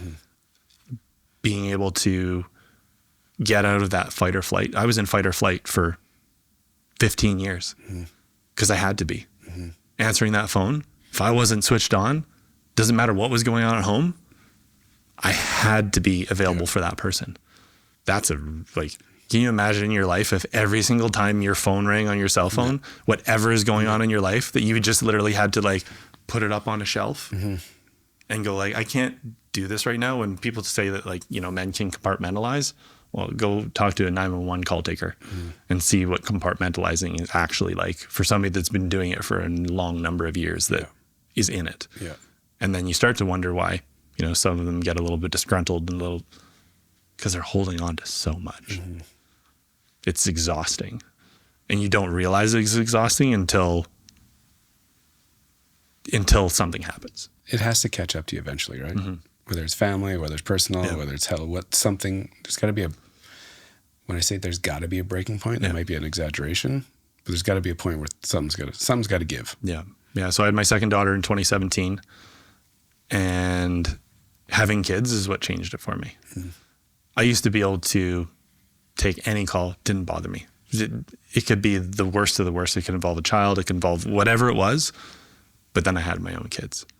And that's when those things start to blur. And you start to go, like, that could be my daughter. That could have been me. I could have done that. That's a situation I've been in before, but it didn't turn out that way. And you start to play all these stories in your mind on top of everybody else's stuff. And you start to make these connections in your brain, and your brain goes like, well, I'm going to try to keep you safe. So how does it keep you safe? It starts to play games with you. It starts to mess with your head a little bit. You start to maybe remember those calls that you didn't want to remember. Maybe you get a little bit more emotional about them. Or maybe you just completely shut down entirely. And that was my mentality was like, everybody always said like, you always looked like you had it together. And isn't that like the like quintessential thing for men of like, he looks like he has it all together. And then all of a sudden one day he doesn't. And that I think is the scariest part about that entire job, that entire industry as a whole, is there's so many people that are walking around that like that right now that appear on the outside to have everything together.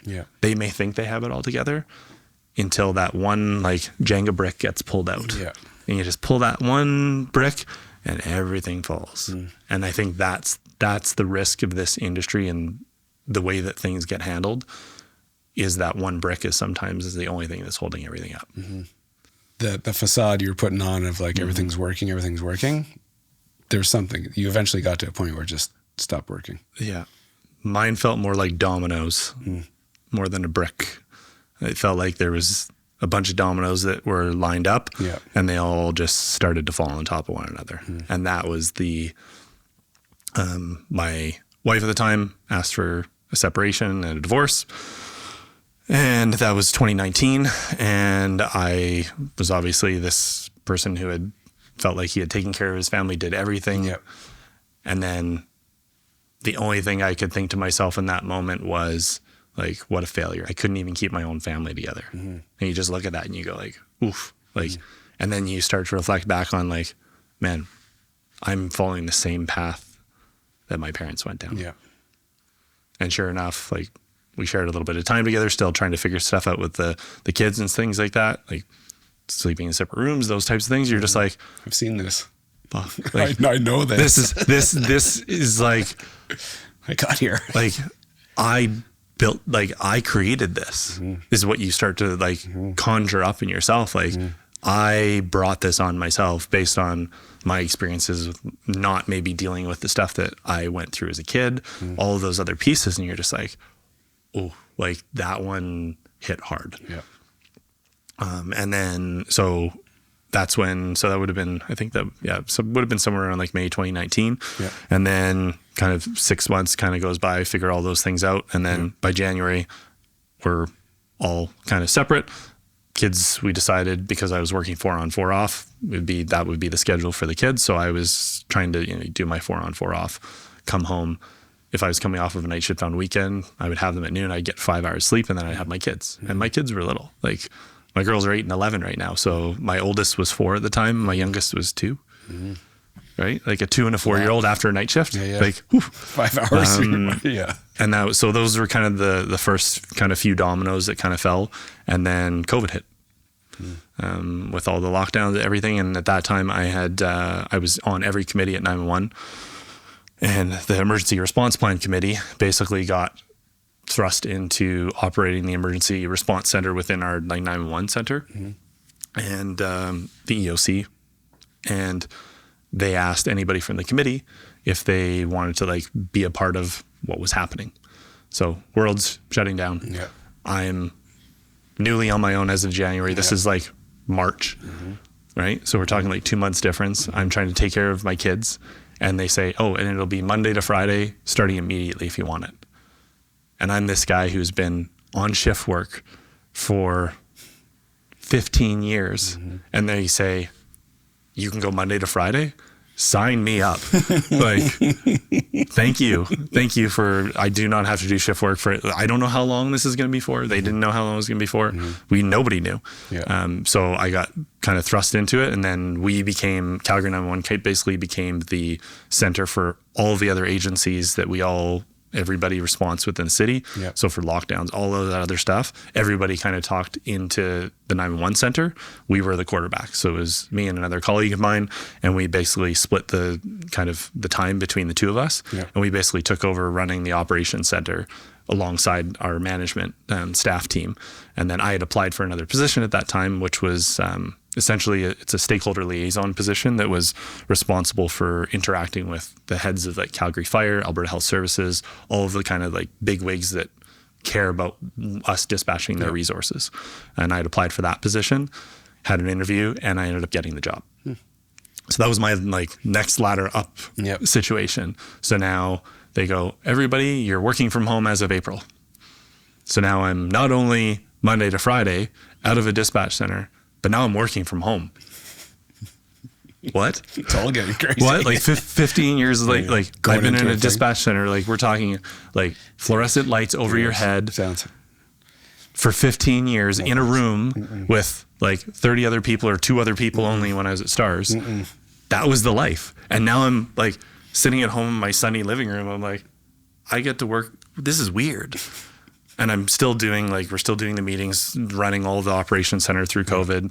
So I'm literally now, when all those restrictions and everything came in, all those sheets that people were reading, I would basically hold a meeting once a day, or depending on what phase we were in, if there was any restrictions coming in. Yep.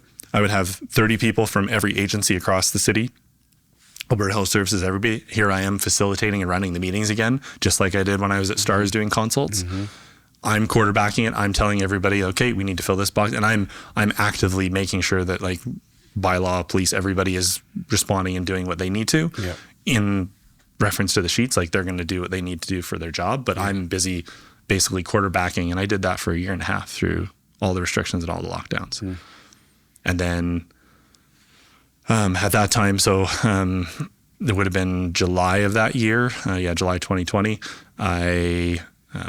I guess we can kind of get into my running stuff as well too, pretty quick here. I'm talking about work, but yeah, the running stuff is the more fun stuff.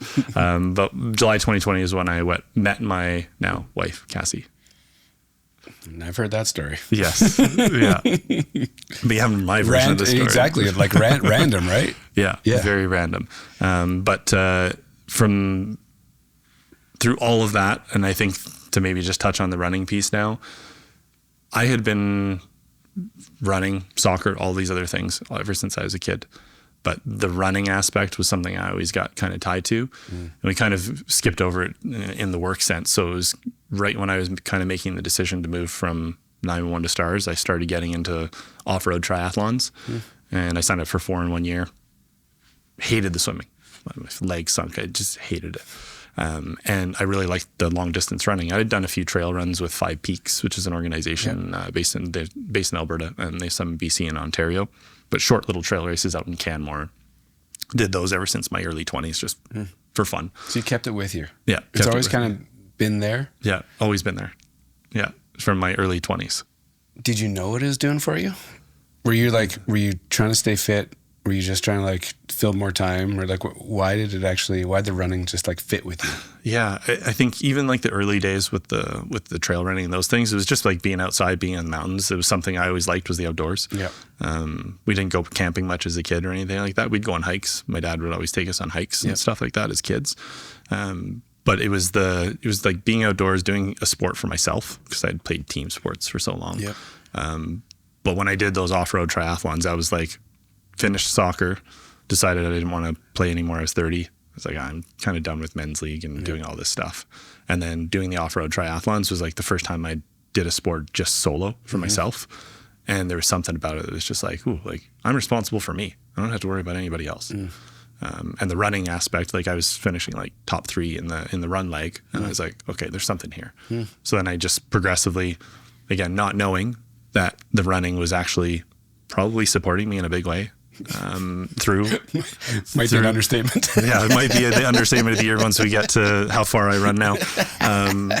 But it definitely stuck with me. And then you didn't know it though, right? No, absolutely not. You had a window to go do it. You went and did your thing, kind of filled you up, did whatever, but it probably helped you manage all the things. Yes. In an indirect way, not like, that unconscious way of managing it. Yeah. So, so my first true like ultra distance, so anything over 50 kilometers is considered an ultra in the running space, was 2019.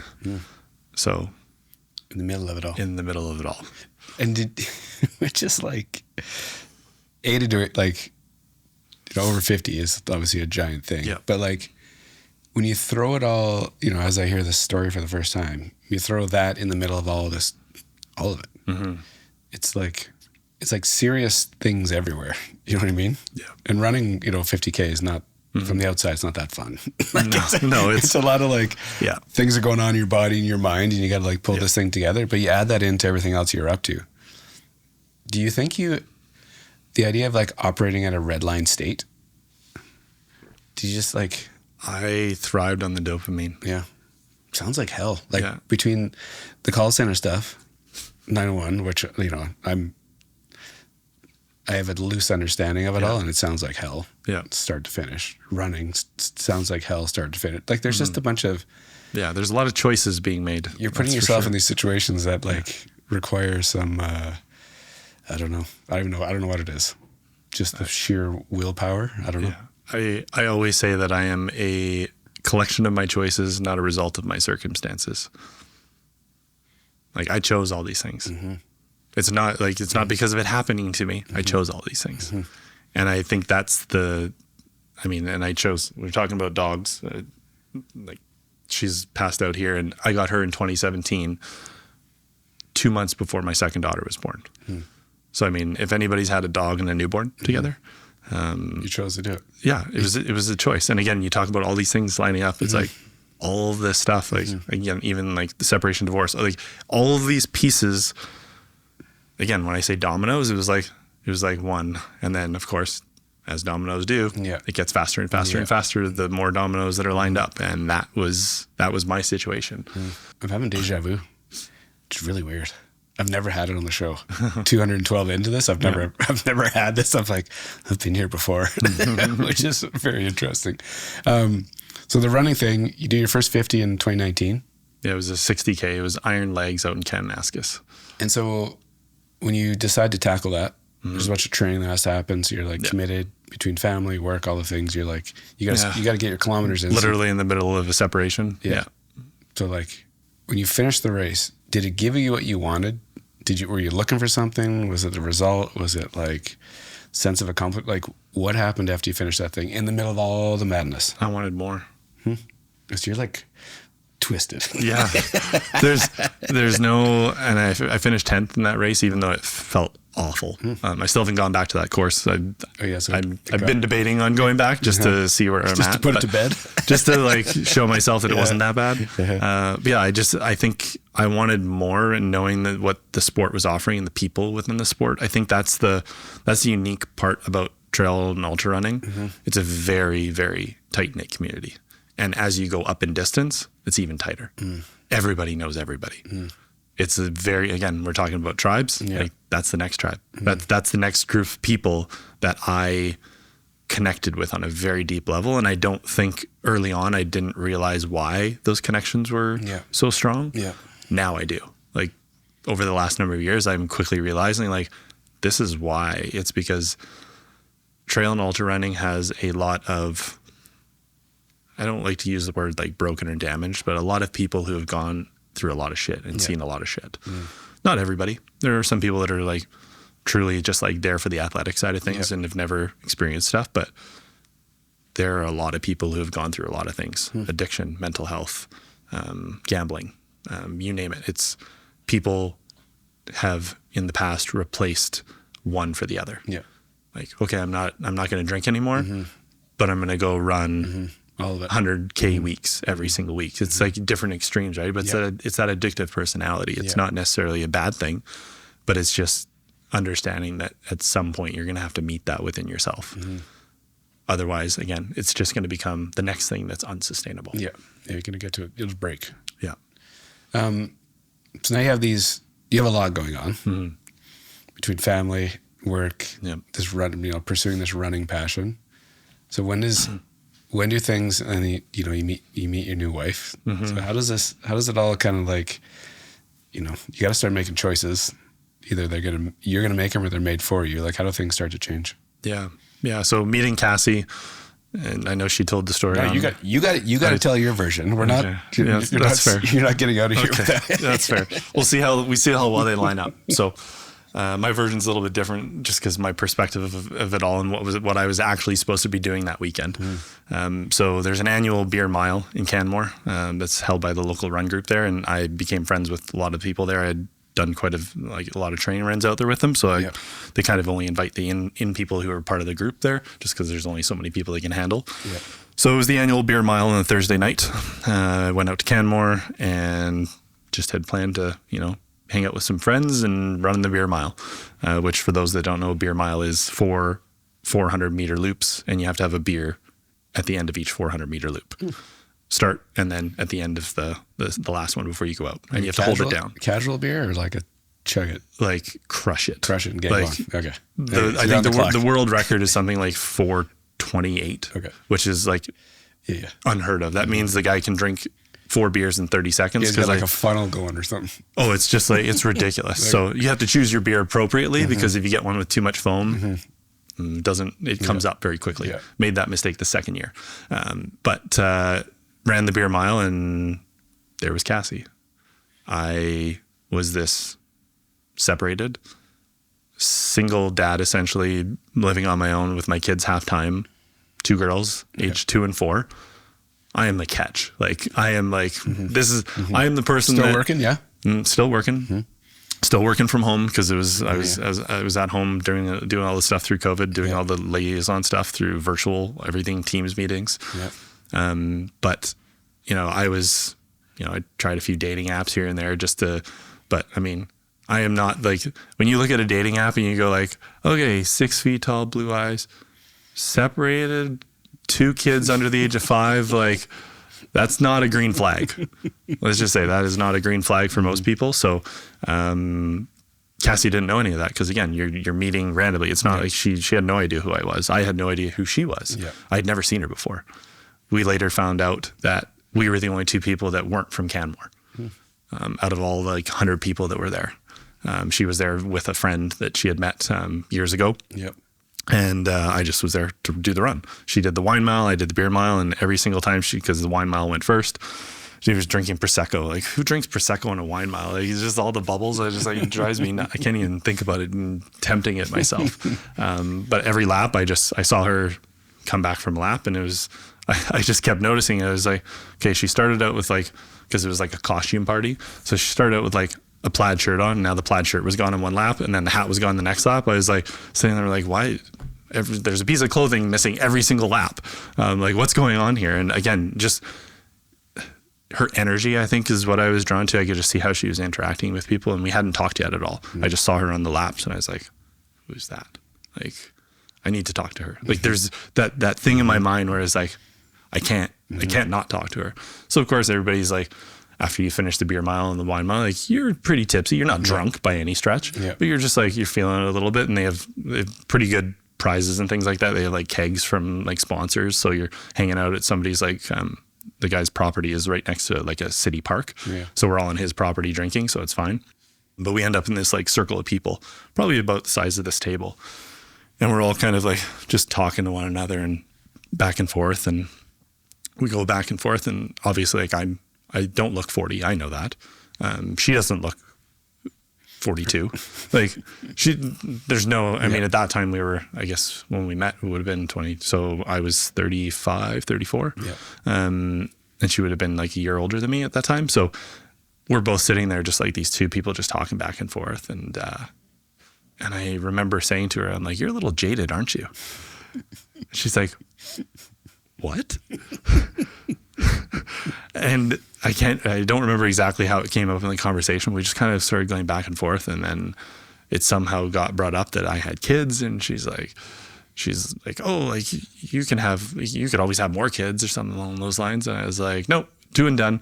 And she's like, you can get that reversed, you know? I was like, what?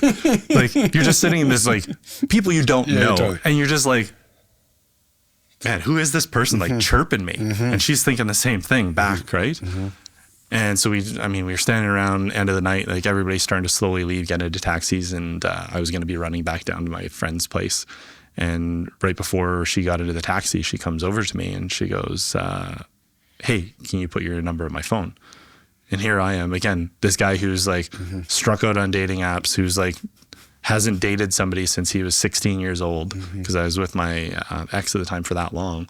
Like, what? You want my number? Like, this is weird. Like, she's like, do you want to go for breakfast in the morning? I was like, oh, sure, absolutely, yeah. Why not? Like, and I'm sitting like trying to be casual about it, and my insides are just like bursting, like, who is this? Like, how is this like incredible? And I knew she was a skeleton athlete. Like, how am I like, how is this happening? I was just like, I couldn't get it in there fast enough.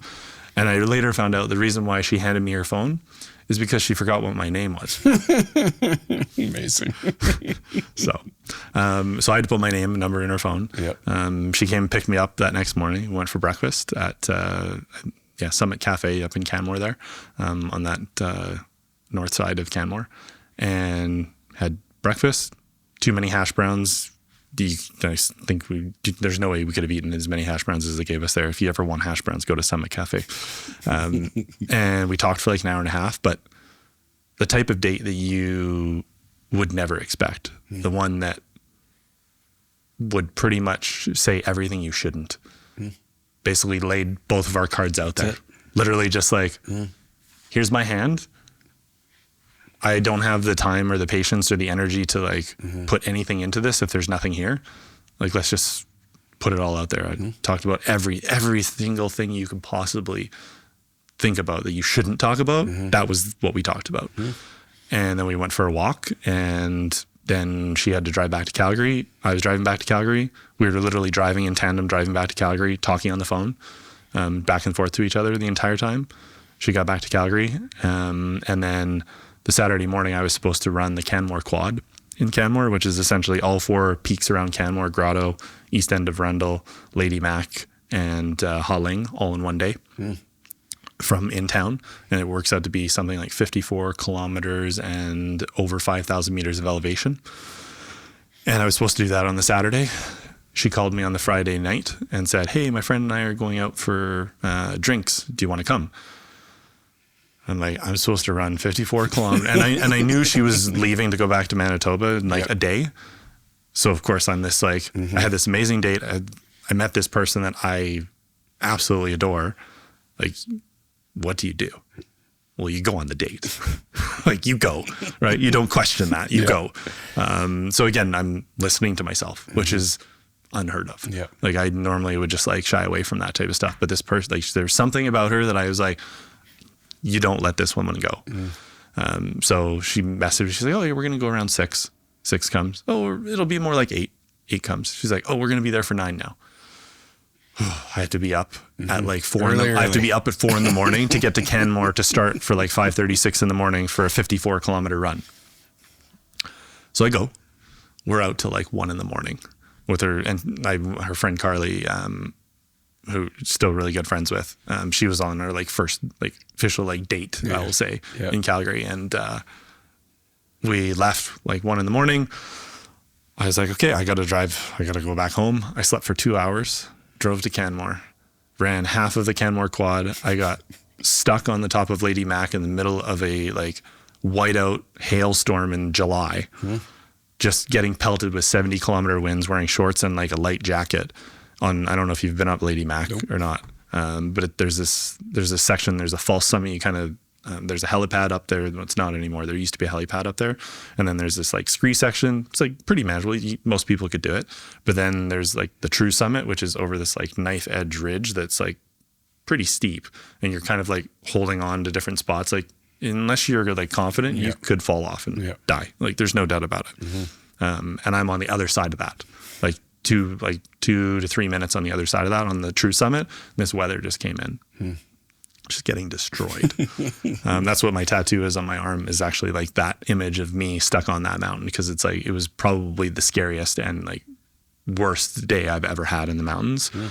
And I came down, fell down the scree a few times, tore up my like $200 compression shorts, ripped my like $500 jacket, get to the helipad, the sun comes out.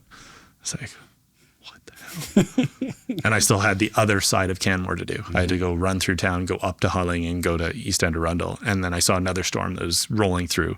I was like, I'm done today. Like, I'm done. And I was supposed to stay in Canmore that night. And I called the hotel and I lied to them. I said, I need to get back. Something's happening with my family. Like, can I get a cancellation? Because at that time, like, I was on my own. I'm like, I need the refund. I was like, every dollar counts. I was like, I need the refund. I can't just like throw this hotel room away. I mean, but I think that's the mentality that I got ever since as a kid, just from my parents. Like, you don't throw stuff away. Like, you don't do that. So I was able to get them to give me a refund for my hotel after sweet talking them. And I messaged Cassie because I knew she had messaged me while I was up on the mountain. And she had said, I decided to stay for another day. So after that, I literally drove home and we hung out for like the couple nights that she's here. And that's literally we haven't been apart ever since.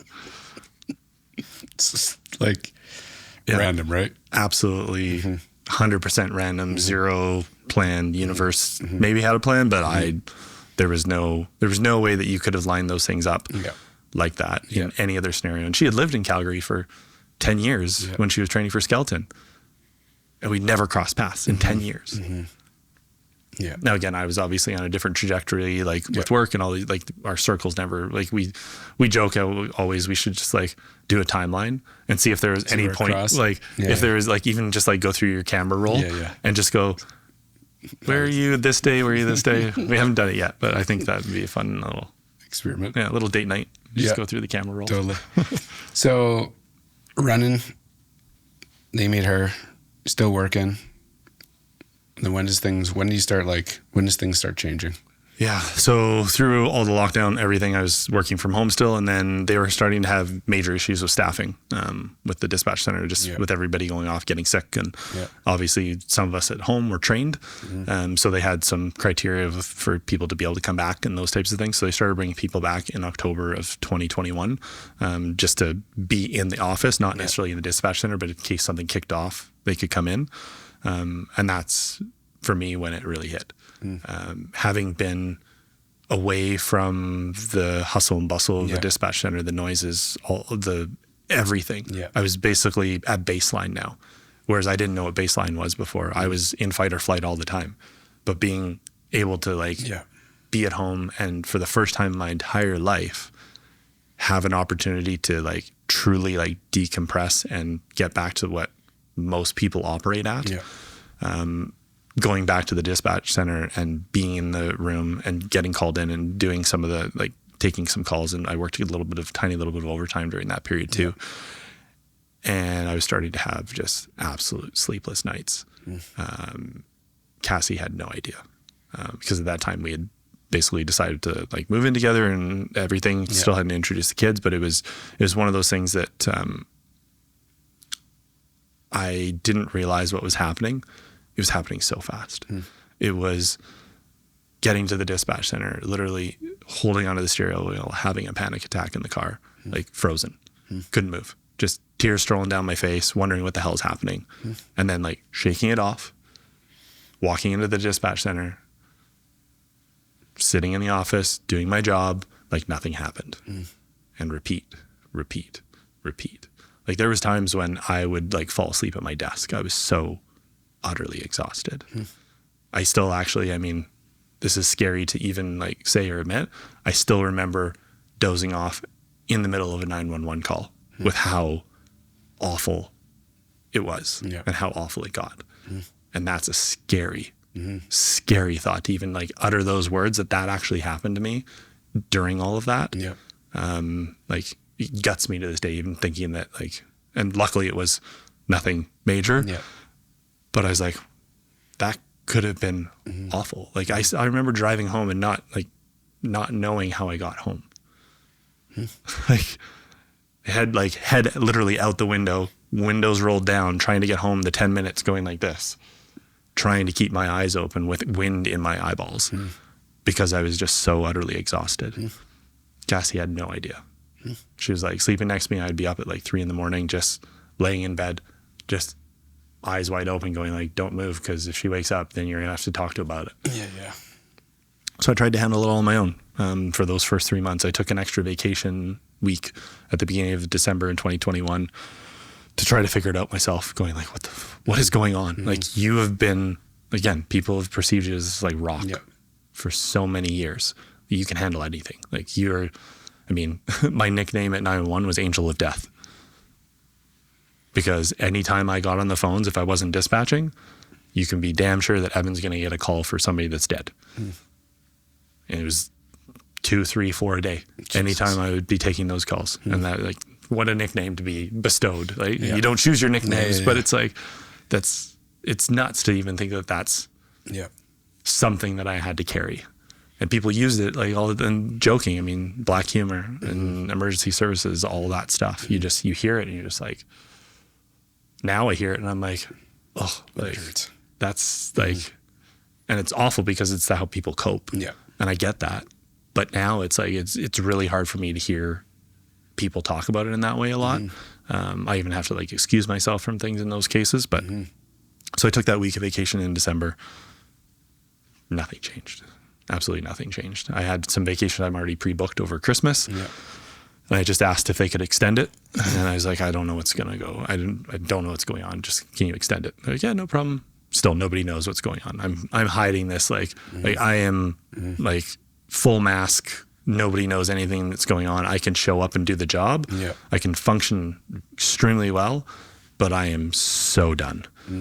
My body is basically revolting at that point. I stopped running. Yeah, that was the big driver. I basically had one race in October, the beginning of October, and then I literally dumped it. I couldn't even do the things that I cared about anymore because I had no energy. I had no time or desire to even do any of that. And I'm taking care of my kids at this time as well too, who are, I mean, my daughter's 6 at the time when that happened and 4. So like you're already sleep deprived from taking care of your kids. Yeah. And now I have this on top of it, trying to manage all of it. So on December 26th, I finally told Cassie, I said, I can't do this anymore. I can't go back. I need to get help. I don't know what that is right now. Like here's everything. I literally just was like, here. And she's like, how did you hide this for months? She had no idea. Again, like it's what I did. I was a chameleon. I was able to just like put on a face and do the job, and because that's what I did my entire life. Hearing the story for the first time, there's going to be a breaking point eventually, you know, and however you pulled it off, it took a lot longer to do it, but you got to the point that was going to be the reality. It was an ultra marathon. There's no doubt about that. Yeah, totally. Yeah, and that's why, you know, I jabbed you earlier about like what you do now. You know, you've been training for this whole thing for a long time. Yes. Whatever that gear is, whatever that like ability for like self-suffering, commitment, all the things, right? You've been able to live with that. Yeah. You've been operating that level. So when you decide you can't do it by yourself anymore, what starts to happen? Yeah. So I went to the doctor, told him what was going on. I'm like, I just need like a couple months off. Of course, minimizing it, right? Yeah. Just minimize. Like I'm fine. Yeah. You know, like dumpster burning behind me, and and he's like, it's gonna be a lot more than 2 months. I was like, what do you mean? He's like, easy 6 if I had to. And he was so good. He was so amazing to cool. speak with. Yeah. He was so understanding, and like obviously like you want that to be your first interaction as somebody that just is like, okay, like we're here to help, whatever you need. Obviously because everything that occurred was mostly workplace related. Because of all the nightmares and panic attacks and everything I had, I kind of knew what calls they were. Yep. There was some that definitely stood out. Yep. There was a couple that happened in that November before that were, again, filled the cup. The cup was already like teetering. Yeah. So they weren't the precipitating ones, I'm certain, knowing what I experienced. But in order to go through like workers' comp and workers' health claims, you had to bring up, depending on the cycle of like recent, it had to be something that was fairly recent in order to just like get the assistance right away type thing. Yeah. The system is very like, they don't talk much about it. It is like this hidden thing. I wish more people knew about it. I wish I could be like a consultant for it now. So for people to understand the system, because it is so broken. And I can sit here and people can debate me on it, and I will run circles around them and say what my experience was and how things were. I lucked out in a big way with the caseworkers and people that I had working on my cases. Yeah. No doubt. I've heard horror stories about workers' comp. I got very lucky in that sense. I also had a really good close running friend who worked for WCB in Edmonton. And I knew, because I had a friend who went off with PTSD about 5 years prior when I was working at STARS. So I knew his journey very well. And he became kind of a lifeline for me. If it wasn't for him, I'm not sure how I would have navigated it. Because he was just like I've done for a couple of other people now. Like I've been very adamant, like I will help anybody that needs it. Because the thought that you are alone in all that is like exhausting. You're already this busted person, and now you're expected to navigate this complicated system with all these meetings and assessments and all this other stuff all alone. It's like a lot, especially for somebody who is not functioning at all. That's what I was thinking. And I did have some agency in my own mind of like, I'm not fully there yet, but if this doesn't change, like I could very easily turn into that person that can't even function. And that was kind of the choice. So my friend who worked at WC in Edmonton, I asked like, do you have like a preferred like psychologist list? Cause I didn't know who to talk to. So she gave me a list of preferred psychologists, and I literally was like looking at the list, and I picked one name, and I was like, okay, that one. Like, I'm going to call them. And so because my doctor was like, do you need a referral? I was like, no, I got it. Like, cause I knew that the way the WCB system worked is if I could find a psychologist that was already like working with WCB as like one of their contractors, then I wouldn't have to switch later down the line. And the last thing I wanted was to like start and then them go, oh, you need to go see this person. And I just was like, no, I need help.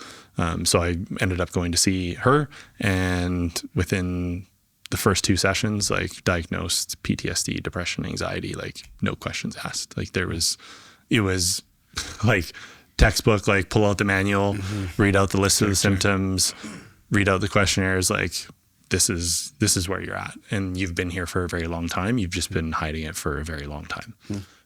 Which was, again, I am certain that there was a lot of things that happened in my past relationships that were precipitated by all of this stuff, and me being able to like be this person that could not feel probably was not a very conducive thing for a family. And my kids even too. So went to her and then started getting treatment like right away. I refused all medication.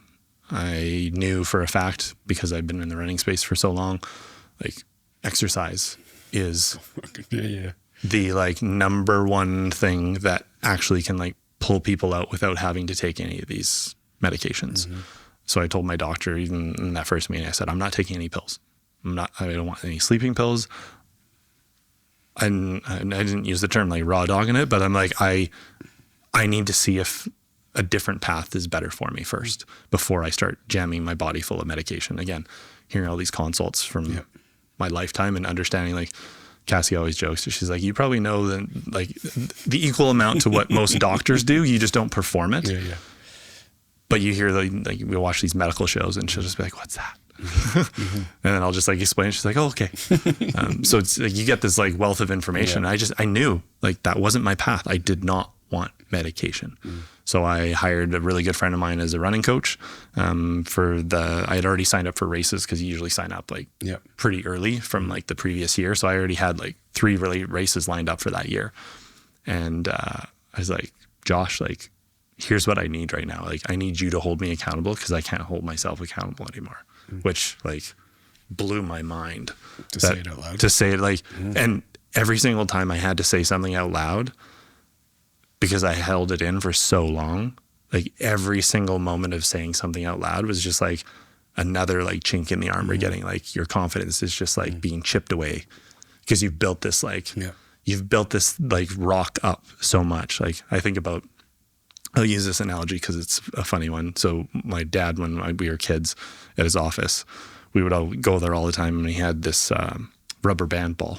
It started like probably the size of like a baseball. And every time my brother and I were there, we would add rubber bands to it. By the time that rubber band ball was done, it was about the size of a basketball.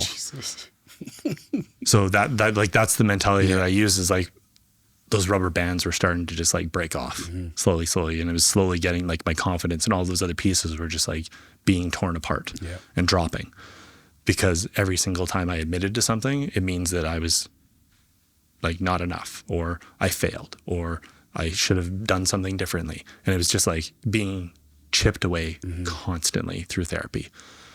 Now, of course, I'm a very competitive person.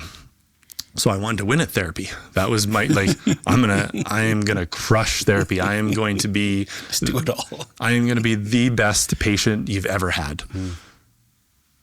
The only way to do therapy wrong is to try to do it right. And that's the trap that I got into early on with it. And my therapist called me out. She's like, you're not giving me everything. And then as I'm going through that, so with workers' compensation claims in that realm, because they have to kind of listen to the calls, and they have certain criteria. And the problem is the way that the criteria is laid out is they essentially get to say whose trauma is bad enough to get the help. Seems a little subjective. It's, just for anybody listening, like, everybody's trauma is valid. It doesn't matter if you got your finger slammed in a door when you were a kid and now you're afraid of car doors. Like, that's your trauma. That is valid. If that is something, if you're afraid of bees, like, I don't care what it is, like, your trauma is valid and you're deserving of help no matter what. And in this case, the organization and 911 essentially said these calls are no more than what a typical call taker would deal with. So we don't believe him. Is essentially, like, maybe not that exact words, but essentially the politically correct way of saying, like, it wasn't bad enough. He shouldn't need this much time off, or he shouldn't have what he's saying he has. He's lying. And I'm going to say it right now that the number of times that organizations, emergency services, medical, anything in those realms, every single time that you question somebody and them coming forward, you have the potential of them no longer being here. I had a little bit of agency left, but had I not, I don't know what my situation would have been. Because you're basically telling somebody that they are wrong. Like, they shouldn't feel the way that they're feeling.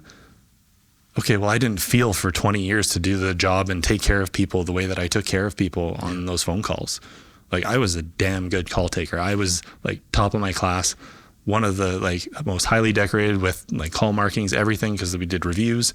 Like, I took care of people as if they were my own family, every single call. And to know that my own organization, who has talked this big talk of, if you need help, come forward, talk to us. Like, we'll make sure you get the help that you need. We have the peer support team. We have a psychologist that's on call 24 hours. But when you do, and then you get questioned by it,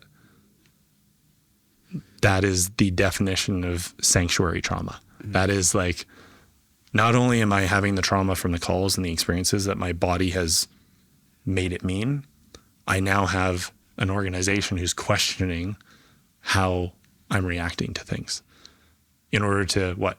Because they're mad that I can't fill a shift. Like, I'm a human being. I have, like I said before, I have a family. I have other things that are outside of my job, but I defined myself by my job for so many years. Like, that was me. At a party, somebody would come up to me like, what do you do? I work for STARS. Not who I am. Same with 911. What do you do? Oh, I work for 911. Oh, that's such a cool job. Like, you define yourself by what you do. That becomes all that you are. And as soon as you do that, when that thing disappears, what do you have left? You are me, this shell of a person who has basically torn every domino has now fallen. And now I have to start to try to see, do I pick that one up? Do I want that one? Is that mine? Is that somebody else's? Is that my voice? No, I don't want that domino. And I literally have to, like, sort through the dominoes now and figure out which ones are what I want to be and what I want to move forward with. So it was, having the organization say that was very difficult, especially when it was, like, so acute. It was so, like, in the moment. When you decide to hire the running coach and you decide that you make the decision not to be on pills, you're still dealing with all these things. You know, you sit here today. Did your theory work? This idea of, like, when you hire the coach and the running and where you are today and all the things, like, right decision? Absolutely the best decision I could have made for myself. aside from signing up for the 200 miler that year. So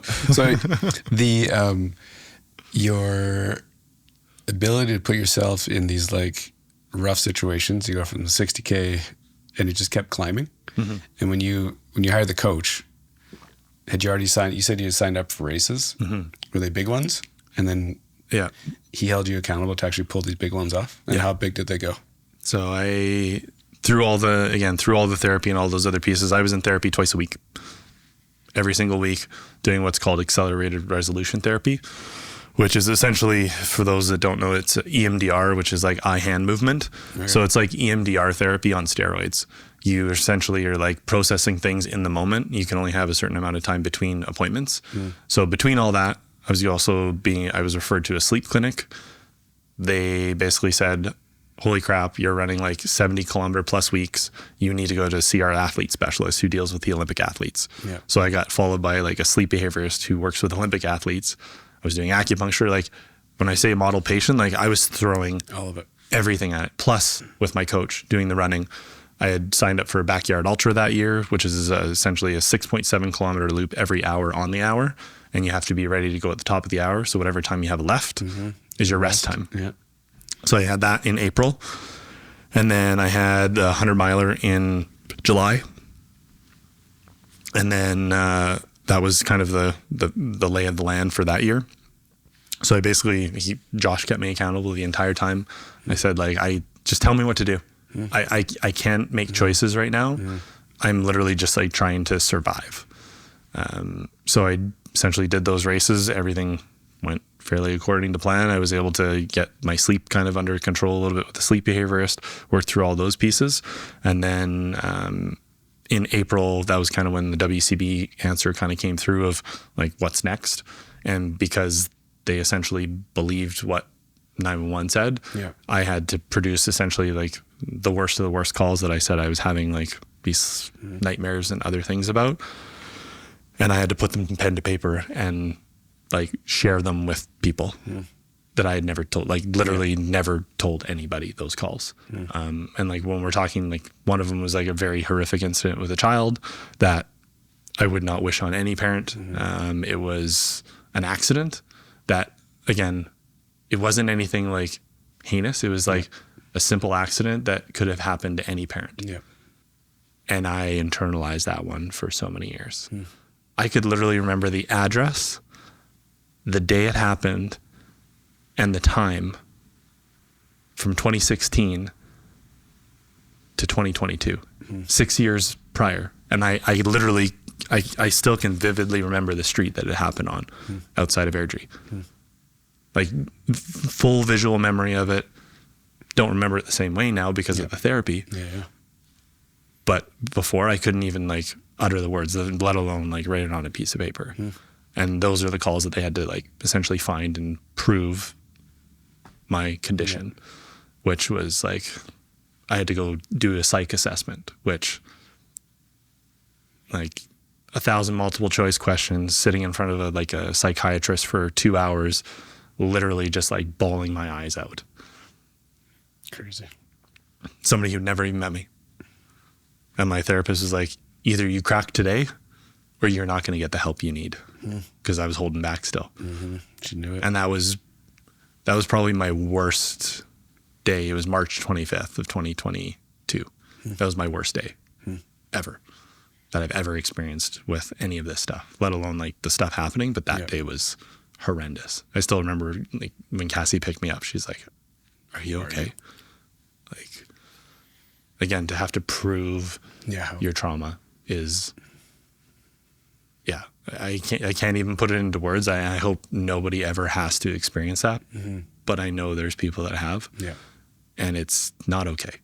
It's, and if you're an organization who talks about mental health the way that you do, and these people are literally taking care of the public in the way that they are, you have to support them. You have to be willing to take that 5% that might be screwing the system for the other 95% that like truly need the help, because like I gave everything to this career. Like I'm only 40. Like I have another entire career ahead of me. Like I'm 40 years old. Like that's like the amount of stuff that I've experienced in that career between like 18 and age 40. Like that's like more than anybody should have to witness in their lifetime. Yeah.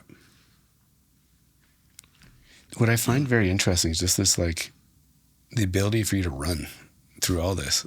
Like, you got a coach, which is going to, like, you know, needle you to, like, get out there and do the thing. But it's like this very, I think because it's like, you're not just going for like a run around the block. You're like running. And so it's what I find, and I'm sure you understand all this, but like there's all these pressures and stresses from outside of it. And then you're going to add more in the running thing, but the running thing, stress and pressure is supposed to help you with the other pieces. Like it's just this very pressure cooker, high stress environment. Yeah. Am I out to lunch, or is that kind of like? It was where I went to find peace. And you could get quiet while you were running? Absolutely. Like lack of sleep, all the pressures, all the stress, all the trauma, but you could like shut it all off and just run? Flow. And I also don't run with music.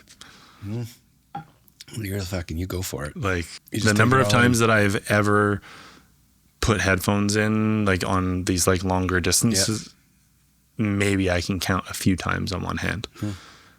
And it's because like I think there's this level of like purity of it and this peace. Like you're literally in the middle of nowhere. You might be with one or two friends, maybe by yourself, maybe just with me with this dog that you see on the ground here. And yeah, there's just a sense of peace. And I think for me, like I said this a few times to a few people, I don't think people understand like what it cost me to acquire my peace. And I think that's that's the heavy hitter for me. Like that is not something I'm willing to ever give up again, because I did it for so long. Yeah. Like I basically gave my first 20 years of like my working life to taking care of everybody else, taking care of every person, all those phone calls, all those families, everybody that I've helped. And don't get me wrong, there's been a lot of like good feedback come back from that. Yeah. You know, kids, like little sisters, like coming when I worked at STARS, and they would come and draw pictures and come want to see like the crew that flew that, and they would come in and we were the ones that took the calls, and this like little girl hands you this, this little girl hands you this picture and is like, thanks for saving my sister. And you're just like, oh. And of course, having kids myself now too, of like back then, maybe I wouldn't have been as emotional, but now I'm just like, oh my God, like this like little 5-year-old girl handing you a picture that she drew. And you're like, whew, like, how do you not like keep doing the job? Yeah. But at the same time, not sacrifice yourself in it. And I think that's the risk that these professions run, is there's a lot of people that are givers, people pleasers, whatever you want to call them. People pleaser, self-professed, we'll call it. But how do you like show them that they don't have to give everything? Yeah. And I think that's the line that you constantly are like riding in this profession, is like, how much do you give to know that you have anything left for yourself and then for others, especially the people that are closest to you, because you can lose everything quickly.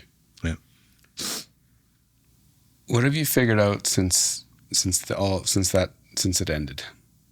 So you have, you know, when you introduce yourself, you have a bunch of things going on now.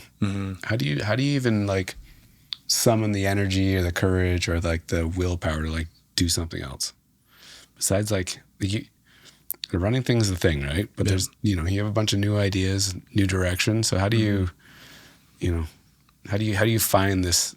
You're 40. You got a second life to live. How do you come up with these ideas and concepts to actually go chase?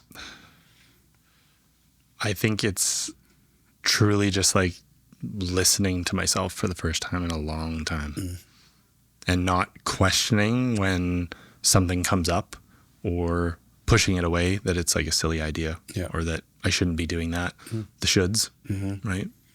And I think that's if anything, from the therapy and everything that I've learned of like getting that peace and that freedom to be able to do that, is we were talking before the start of the show here that we had a secondary unit built, and I became really good friends with the owner of the company. Cool. And which usually doesn't happen, but yeah. So it was a company out of Lethbridge, and they built it all offsite and all this other stuff, and became pretty close with him. Not like, again, like buddy, but like he started asking like what I do, and he was like super interested in it, and he had coached football with his kids and all these other things, and he started asking me, he's like, oh, I want to get into running. Like, so he's starting to get into running a little bit, and he signed up for a couple of races. He did a couple of races, and he's like, oh, maybe I'll get you to coach me one of these days. And he's just like one of these like salt of the earth people. But you could just tell that he was always somebody that like followed his path. Yeah. Didn't question it. Just like, oh, I'm going to do this. This is awesome. Like, let's just do it. Didn't question it. And he was coming and he was finishing like a little awning piece on our an edition thing that we had asked him to come out and finish for us. This would have been October last year or the year before. Yeah, I guess it would have been in October previous. And was it last year? Why am I drawing a blank here? Yeah, no, it was time just rips. Yeah. So regardless, it was right after we had finished the unit and everything got done, and he came and he had to put some extra stuff onto the unit, and he was there that day. We were like shooting back and forth and laughing and making some jokes about some caulking that he put on the side of the unit, and it was like dripping down. He was just getting like so mad, and he's just like, I hate this caulk. I can't stand it. I was just like, oh man. I was like, you're just laughing, right? I still walk by it every day. And that day he went home and went to his kids' football game, dropped his truck off, got his motorcycle, went to his kids' football game. Everybody went to the football game, and then he was driving back from the football game with his motorcycle, got T-boned in an intersection right in front of his family. And he was caught. But his motto was, life is too short to only do one thing. And that's been like, since that happened, like my biggest driving force for all of it. Like anything that I'm doing now, I'm never going to tie myself to one thing ever again. It's not going to happen because I did it for 20 years.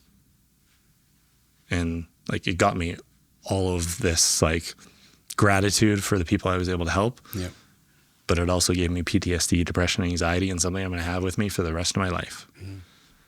But this idea of like doing one thing comes back to that. Like, what do you want to be when you grow up? Stop. If for anybody, just stop asking that question to kids. Like, let them be whatever they want to be. They don't have to be what they see on TV. They don't have to be a doctor. They don't have to be a nurse. They don't have to be they can be whatever they want. But stop asking that question because they don't know. Their brains aren't developed. They're not ready for that. Yeah. Just let it, like, show them stuff, like expose them to things. Do everything you possibly can to show them what the world is and let them figure it out for themselves. You can guide them, but you can't do it for them. But that mentality of like, life is too short to only do one thing is like one of the biggest driving forces for me right now. Which is interesting you say that, because when I like, before you showed up, I just like flipped up your website just to see it. And a few things caught my attention. Like, oh, this is actually like, it looks beautiful. It's like well done. But there's all these things, there's all these pieces to it, like what you're up to and what you're interested in. So when you decide to wander down that path, it comes with a different set of scenarios, different set of circumstances, right? You deal with different things because the idea of not doing doing the one thing gives you so much structure that you don't have the time to think about what if and what else. Yep. When you choose this path, which is very similar to my path, it comes with a different, not pressure. You're walking on a different path. Yeah. Because you don't know what it's going to be. Which is a blessing and a curse. You get like this very creative release. You get to do it. You get to trust. You get to feel. You get to interact and just like make decisions, which I love. Yep. It's just different, right? It's not better. It's not worse. It's different. It's not like Utopia where it's like rainbows and unicorns. But it's like when you figure it out. Yeah, it's like it's the only option. You know, like it feels like, why be siloed into one thing? Do you like, now that you're in it, you know, it's not rainbows, it's not unicorns every day. You know that. No.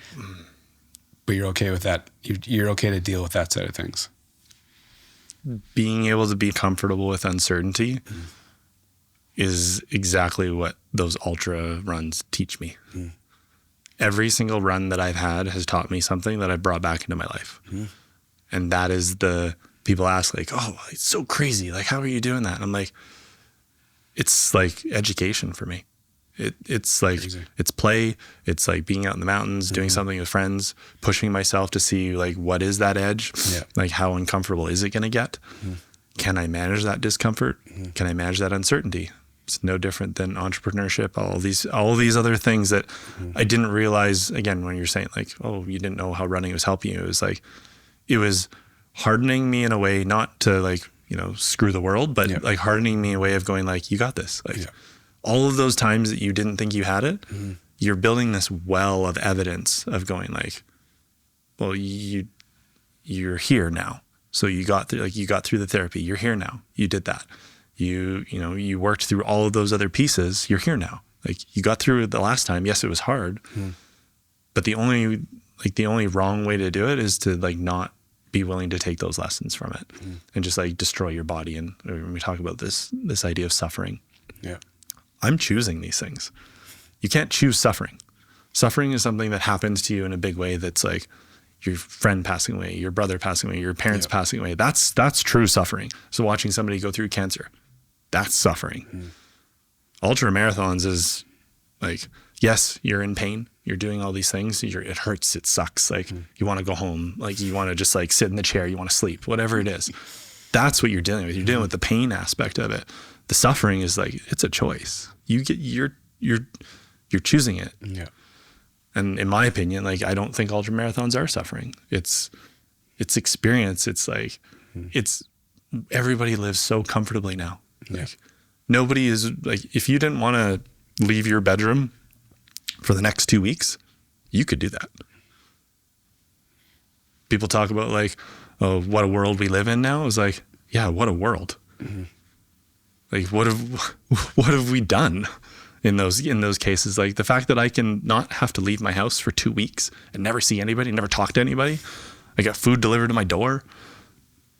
They literally put it on the step. I don't have to talk to them. I don't have to see them. Like you see these things, you're just like, what a world we live in now. I'm like, okay, great. You have all these things and all these comforts and all this other stuff. But I'm like, simplify it. Like we're not meant to, like, this is not how we are meant to live. And I think that's the part about these ultra marathons is like, it strips you down to your bare bones. People see you at your worst. The friends that I've ran with, or the people that have paced me or ran with me, or even Cassie is my crew chief. Like she's been in every run since we've met. She's been at except like a couple that she couldn't get to. You see people at their absolute lowest point, physically and mentally. Nothing binds people together stronger than that. Seeing people at their lowest and like sitting with them in the dark, because you can't have light without the dark. Right? You can't have like success without a little bit of failure. You can't but those things can exist at the same time. And that's what the ultra running and the distances and all these other things that I'm doing teaches me is that like both can exist at the same time. And I don't think people truly understand that because they're always moving in this like one plane all the time of, again, the one thing, this is my life. This is how it is. I can't change. Change is a choice. You ultimately get to choose that. And I'm choosing that all the time with the distances that I'm running. And I had to make a decision in the running when I realized that I was using it to run away. That was the next shift was like either I figure out if running is something that I can do from a healthy perspective, or am I going to use it to keep hiding? And that was the kind of the next evolution of before I started going into the longer distances was that like dichotomy of running away or running forward. And once you figure it out, you're like, you haven't slowed down now. No, it's just on. Yeah.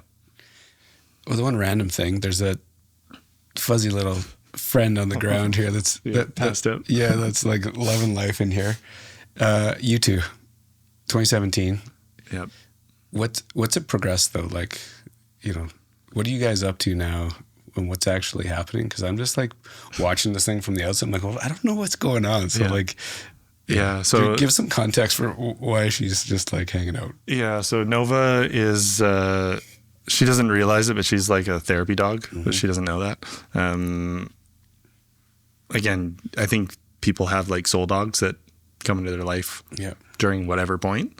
And 2017 is when I got her, and I still remember driving down to Montana, 14 hours, literally stayed overnight, saw this little fuzzy thing, picked her up, drove back home 14 hours. She sat on my front seat.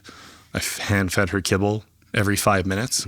Like, she's still food motivated to this day, but, and I mean, just that bond alone, just from the start. We didn't get into any sort of longer distance running until about 2019 with her. Obviously, like, you usually wait until like 1 or 2 years to start to kind of get them into distances, but she just started like just joining me on all my training runs. That was really I just wanted somebody that wasn't going to bail on me for, a run. Always there, always switched on. We just slowly added mileage. And then, so she's probably done, I'm willing to bet, probably at least over 40, 50K distances with me in training. And then our big event that we did last year. But she's literally just like the best training partner ever. And the best family dog ever. Like, loves her kids, loves Cassie. Like, that was like Cassie's baby. She was just like, she's just like twitching over there. So it's, and I mean, Cassie's definitely turned into a cuddle dog. But yeah, she's just always ready to go. And I think that's the thing people don't realize about dogs is she has no idea how far we're running when we leave. She just knows we're running.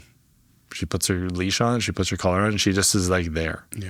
And I think that's just like such a beautiful relationship to just have somebody that's just like willing to put that amount of trust in you that you're going to keep her safe. I'm glad you asked. Can I bring my dog? It's like, yeah. Why not have the first dog in the show ever? Right, Nova? Where you are today, you're just get started. Yeah. Do you have, how are you with the idea of like not doing something singular? How do you then look at the future of like, how do you kind of map things out? What's your like vision look like? Or maybe you don't have a vision. How are you operating from this point into the future? Yeah. My whole mind is like a mind map right now. I feel like there's so many little touch points with everything and aligning all these connections and all these people. And I think that's the one thing that I'm starting to realize in a big way is the connections are the things that are going to push me in the direction that I but the direction that I am going to go. I almost don't have to choose. I can dabble in a bunch of different things, figure out if this is what I want to do. From like the breathwork training that I've done, my run coaching, my master's program that I'm in right now, all the stuff that I'm doing with her, with the documentary that we put out last year, and the running stuff that I'm doing on top of it, the mental health advocacy pieces that I'm working on, the stuff with KidSport, like talking about wanting to put on some like races of my own as well too. And like, there's just so many avenues, and I don't think I've found a spot where I'm like, I can't do that. I might figure out that I don't want to do that. And I think that's the part that I'm at now, is really just putting myself into it and understanding that I have the tools to deal with either outcome. So if it happens and I go, oh, like I tried it, it wasn't really for me. Or maybe I just, sometimes you get into the running space and you start doing things in the running space and then it becomes your job. And then you take away that like purpose of it. Maybe I'll get to that point where it's like, well, I just want to do that for me. I don't want to do that for other people. And that's okay too. But it's just understanding of like, how do I move through those things and be okay with any of the outcomes? And that's taken a lot of growth over the last number of years, especially moving into the longer distances and other things. And like my first 200 miler that season, so 2023, I had one of my really good friends, Dylan Leader. I don't know if you know Dylan or not. No. So he's a photographer in Calgary, and then he actually he's done so much stuff for Nova and I, and he did our wedding, and very close with him. But he agreed to film my kind of season in 2023 of coming through. And really coming at running from that running forward piece. And that's the name of the documentary. It's on my YouTube. But it's this idea of running from this like space of joy and compassion for myself and the self-love rather than the running away piece. Yeah. So I came through that, and he filmed, I won't give it away, but I essentially did my first 200 miler race that year. And that was kind of like the progression from like 60K in 2019 to now running a 200 miler in 2023. So I did that, and Dylan's just, he blew it out of the water. It was his like first kind of like little documentary. And so it's a little short one on there. And then 2024, I decided to run the same distance again. And then I also decided that I was going to run what's called the Speed Project. So it's a run from LA to Vegas through the desert, choose your own adventure. You know, those books as a kid where you get to like choose your pages. Yeah. So I literally had to like map out our own route. And that race is like an invite only. So I basically, they really want people who kind of can tell a story of running and how they are. So I submitted that, and would have been September 2023. I got accepted into it for March of 2024. And I ended up running Speed Project from LA to Vegas. It was like 464 kilometers, 94 hours. Gross. Literally an RV. Sounds like hell, man. A bunch of us in like the RV together, jumping in and out, pacing. And like you would have put like all these people in a line together, and you would have looked at us and you would have been like, how are they all connected? Like, who are these people? If you were just wearing plain clothes, you wouldn't have no clue. And I loved it because it was just like this mismatch of people. We did do a bunch of filming there as well too. So teaser, that documentary is still in the works. Cool. So that's kind of what I've been leaning into now. And then obviously with this little furry friend over here, the one that's kind of been, I guess, the biggest talk over the last kind of year and a half is the stuff that I did with her. And that's really what I've been leaning into, is a lot of stuff with regards to the stuff that we do together. So I attempted a 100 miler with her last February in Orcas Island down in Washington. Had a friend come out, got some sponsors, and got a documentary done out of it. I selfishly wanted it for me. We never had, no word of lie, we didn't have funding until 2 weeks before the documentary. Classic. I had to beg the sponsors to double their input because we couldn't find anybody else. And they said yes. So you got to ask. That's the rule of the day. Just ask. Always ask. The worst you're going to get is a no. And that's really been another one that I've been pushing a lot lately. It's just like, ask, put yourself out there. Like, you never know. And I was never that person. But again, healing and coming through all this journey and all those other pieces is, it's been good in that regard. It's like I'm getting this extra confidence built up. And then, doing that race with her and getting that documentary filmed and then getting it into some like pretty major film festivals has been like literally people messaging me from like Singapore and the Philippines, and I'm having to like translate all the messages and respond back to them. Like, it's literally like gone worldwide. It's gone parabolic. It's nuts. Which again, I think those are the greatest things. When you never meant for it to be something, but everybody else sees it for what it was.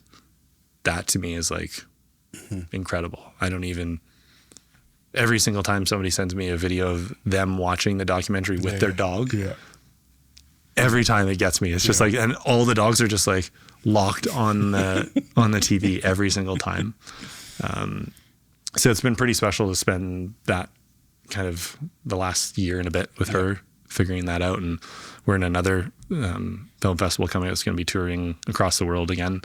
We'll be doing some shows here in Calgary as well too. A couple in, probably out in Squamish, looking at Vancouver as well too. But it's part of a bigger film festival, but it's like 6 or 7 films that travel all over. It's all trail running.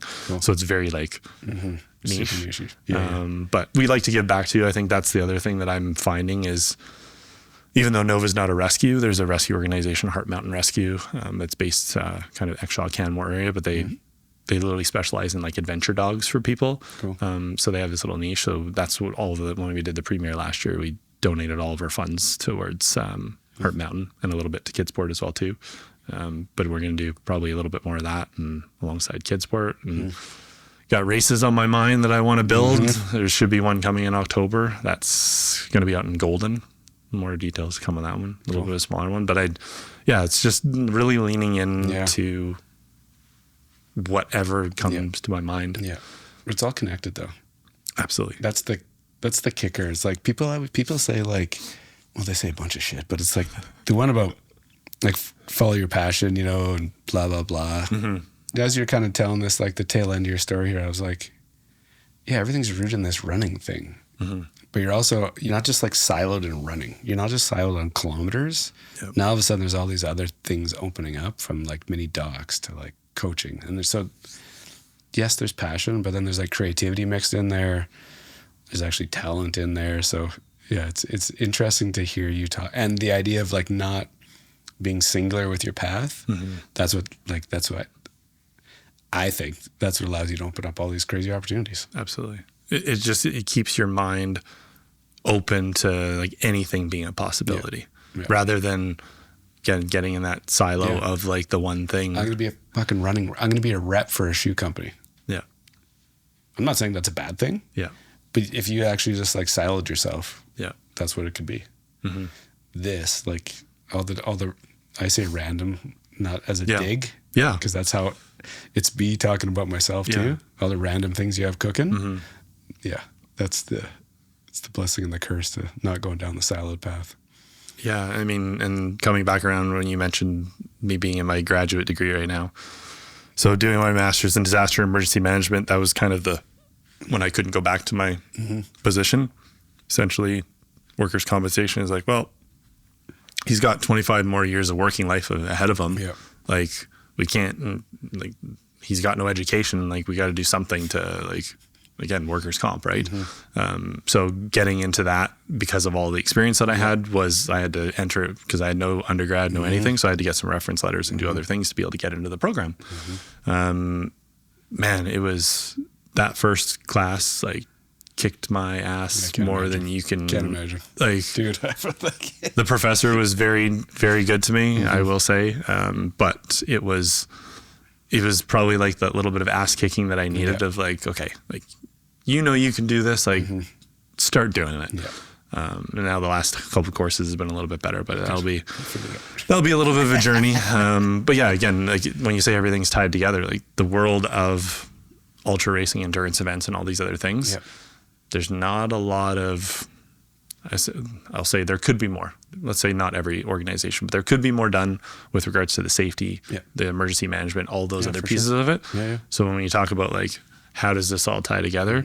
Longer term, I could see myself tying into some sort of like event space in that regard of, supporting some of these events with, response plans and advice, those types of things alongside everything that I'm already doing. So it's another one of those little hooks, knowing that I don't know if I see myself wanting to work for somebody ever again. Yeah, now you're fucked. You're almost unemployable now. Yes. Yeah. And I think that's the risk you run. Or I mean, again, like starting your own consulting thing, whatever it is, and I think those are the cool things that I can now see. And again, going through everything I experienced, I wouldn't be sitting with you here today. And I know so many people say this, but it's so unbelievably true that everything that I experienced all my career, the PTSD, depression, anxiety, like I wouldn't have done 3/4 of what I'm doing right now had all of that stuff not lined up the way that it did. And I love this conversation because we touched on running, but it's not who you are. No. And I think that's the biggest thing is like once you make that one thing who you are, like you can't be everything. And I say that to all my athletes all the time that I coach, like running can't be the only thing. It has to fit into your life, not the other way around. And as a coach, like my job, it's not necessarily people talk about like, oh, I'm becoming my best self and all these other things. It's like, it's not about becoming. It's about showing yourself who you always were. And that is like, if you're a good coach and you're a strong coach and you care about your athletes, you care about their families, like their dogs' names, like whatever it is, like I want to know all of those things because that means like, as a coach, that is so much more important to me. And knowing that I can draw that out of you, that I get to show you who you are. I'm not building who you are. I'm showing you. It's always been there. You've just got these layers that we have to kind of work through. And, oh, maybe you're somebody that's really attached to your watch data. And, okay, take your watch off. Go for a run. What? Take your watch off. Why not? And I think that's the part that for me as a coach is like super rewarding, is being able, more so even than the stuff I've done. Like I am a very humble person when it comes to the distances that I've ran. If somebody comes to me and says like, oh, I can barely run a 5K. I'm like, you can run a 5K? Like, I love that. Mm-hmm. It's not about the distance. It has everything to do with the pieces of your life that are made better by the things that you do. Yeah. And that's to me is what it is. It's not about trying to be something, like chasing all these milestones and all of these things. All it's trying to do is like replace this like internal void of something that you're not ready to meet. Yeah. And even talking about my mental health and all these other pieces, like I've been very transparent about it. I've been very open about it because I want people to understand, like, you are not alone in this. You do not have to do this alone. You can talk about it. It's important that we talk about it. And I think we have to understand that we are so much more than we believe ourselves to be. Even in these moments of like, I could never run an ultra. I'm like, but you could. Mm-hmm. You've just told yourself a story that you can't. And I think that's the beauty of anything, whether it be entrepreneurship, life, running, all these other things. Like, stop telling yourself that you can't. Like, prove to yourself, like, show yourself, build the evidence. Like, it's not going to happen overnight. I didn't start running overnight. I've been running since I played soccer when I was 5. Mm-hmm. Like, this has been like a 35-year trajectory to like, oh man, 11-year-old Evan would have not said, I'm going to go run 200 miles. Like, I'm going to go run LA to Vegas. Like, it's not, it wouldn't happen. Yeah, it's the overnight 35-year journey. Yeah. All right. You can have yours too. Yeah. Keep running. Yeah. Thanks for doing this. Yeah, I appreciate it. I'm glad you two showed up today. Yeah. Nova's been dozing on the job here. So good. I end the show with one question. When I say Calgary, where's your head go? Resilient. I've seen so much happen living and growing up in Calgary, whether it be, economic downturns, businesses going awry, friends' businesses that maybe aren't operating, my dad's business disappearing because we couldn't keep it because he couldn't afford it. But that resilience to me is like, I think that is something that is just like underpins all of Calgary. Like, everybody has talked about the booms and the busts and all of these other things. And understanding that like resilience is not something that's built in one instance. We talk about that failure and the success both being hand in hand. And I think you have to understand, like, that's how you build resilience. You can't build resilience by always having successes. Yeah. You have to build it by taking that hit, understanding that you are going to be able to get back up. You have all of the power and the ability to do that, but like, build it. You don't just have it. You have to build it. Thanks for doing this. Yeah, appreciate it. Cool to finally like slam together after we've been like dancing around each other for all these years. I know. It's funny. I have a very weird memory. When you and I met the first time up at Revita, I was like, I can picture all of it. Like, I can picture the board of you walking, like all of it. And so anyways, fast forward to this, it's like, perfect. Carly and Mitch are going to laugh when they see me on here. Totally. It's the perfect timing. So thanks for making the time. Yeah, thanks. Appreciate it.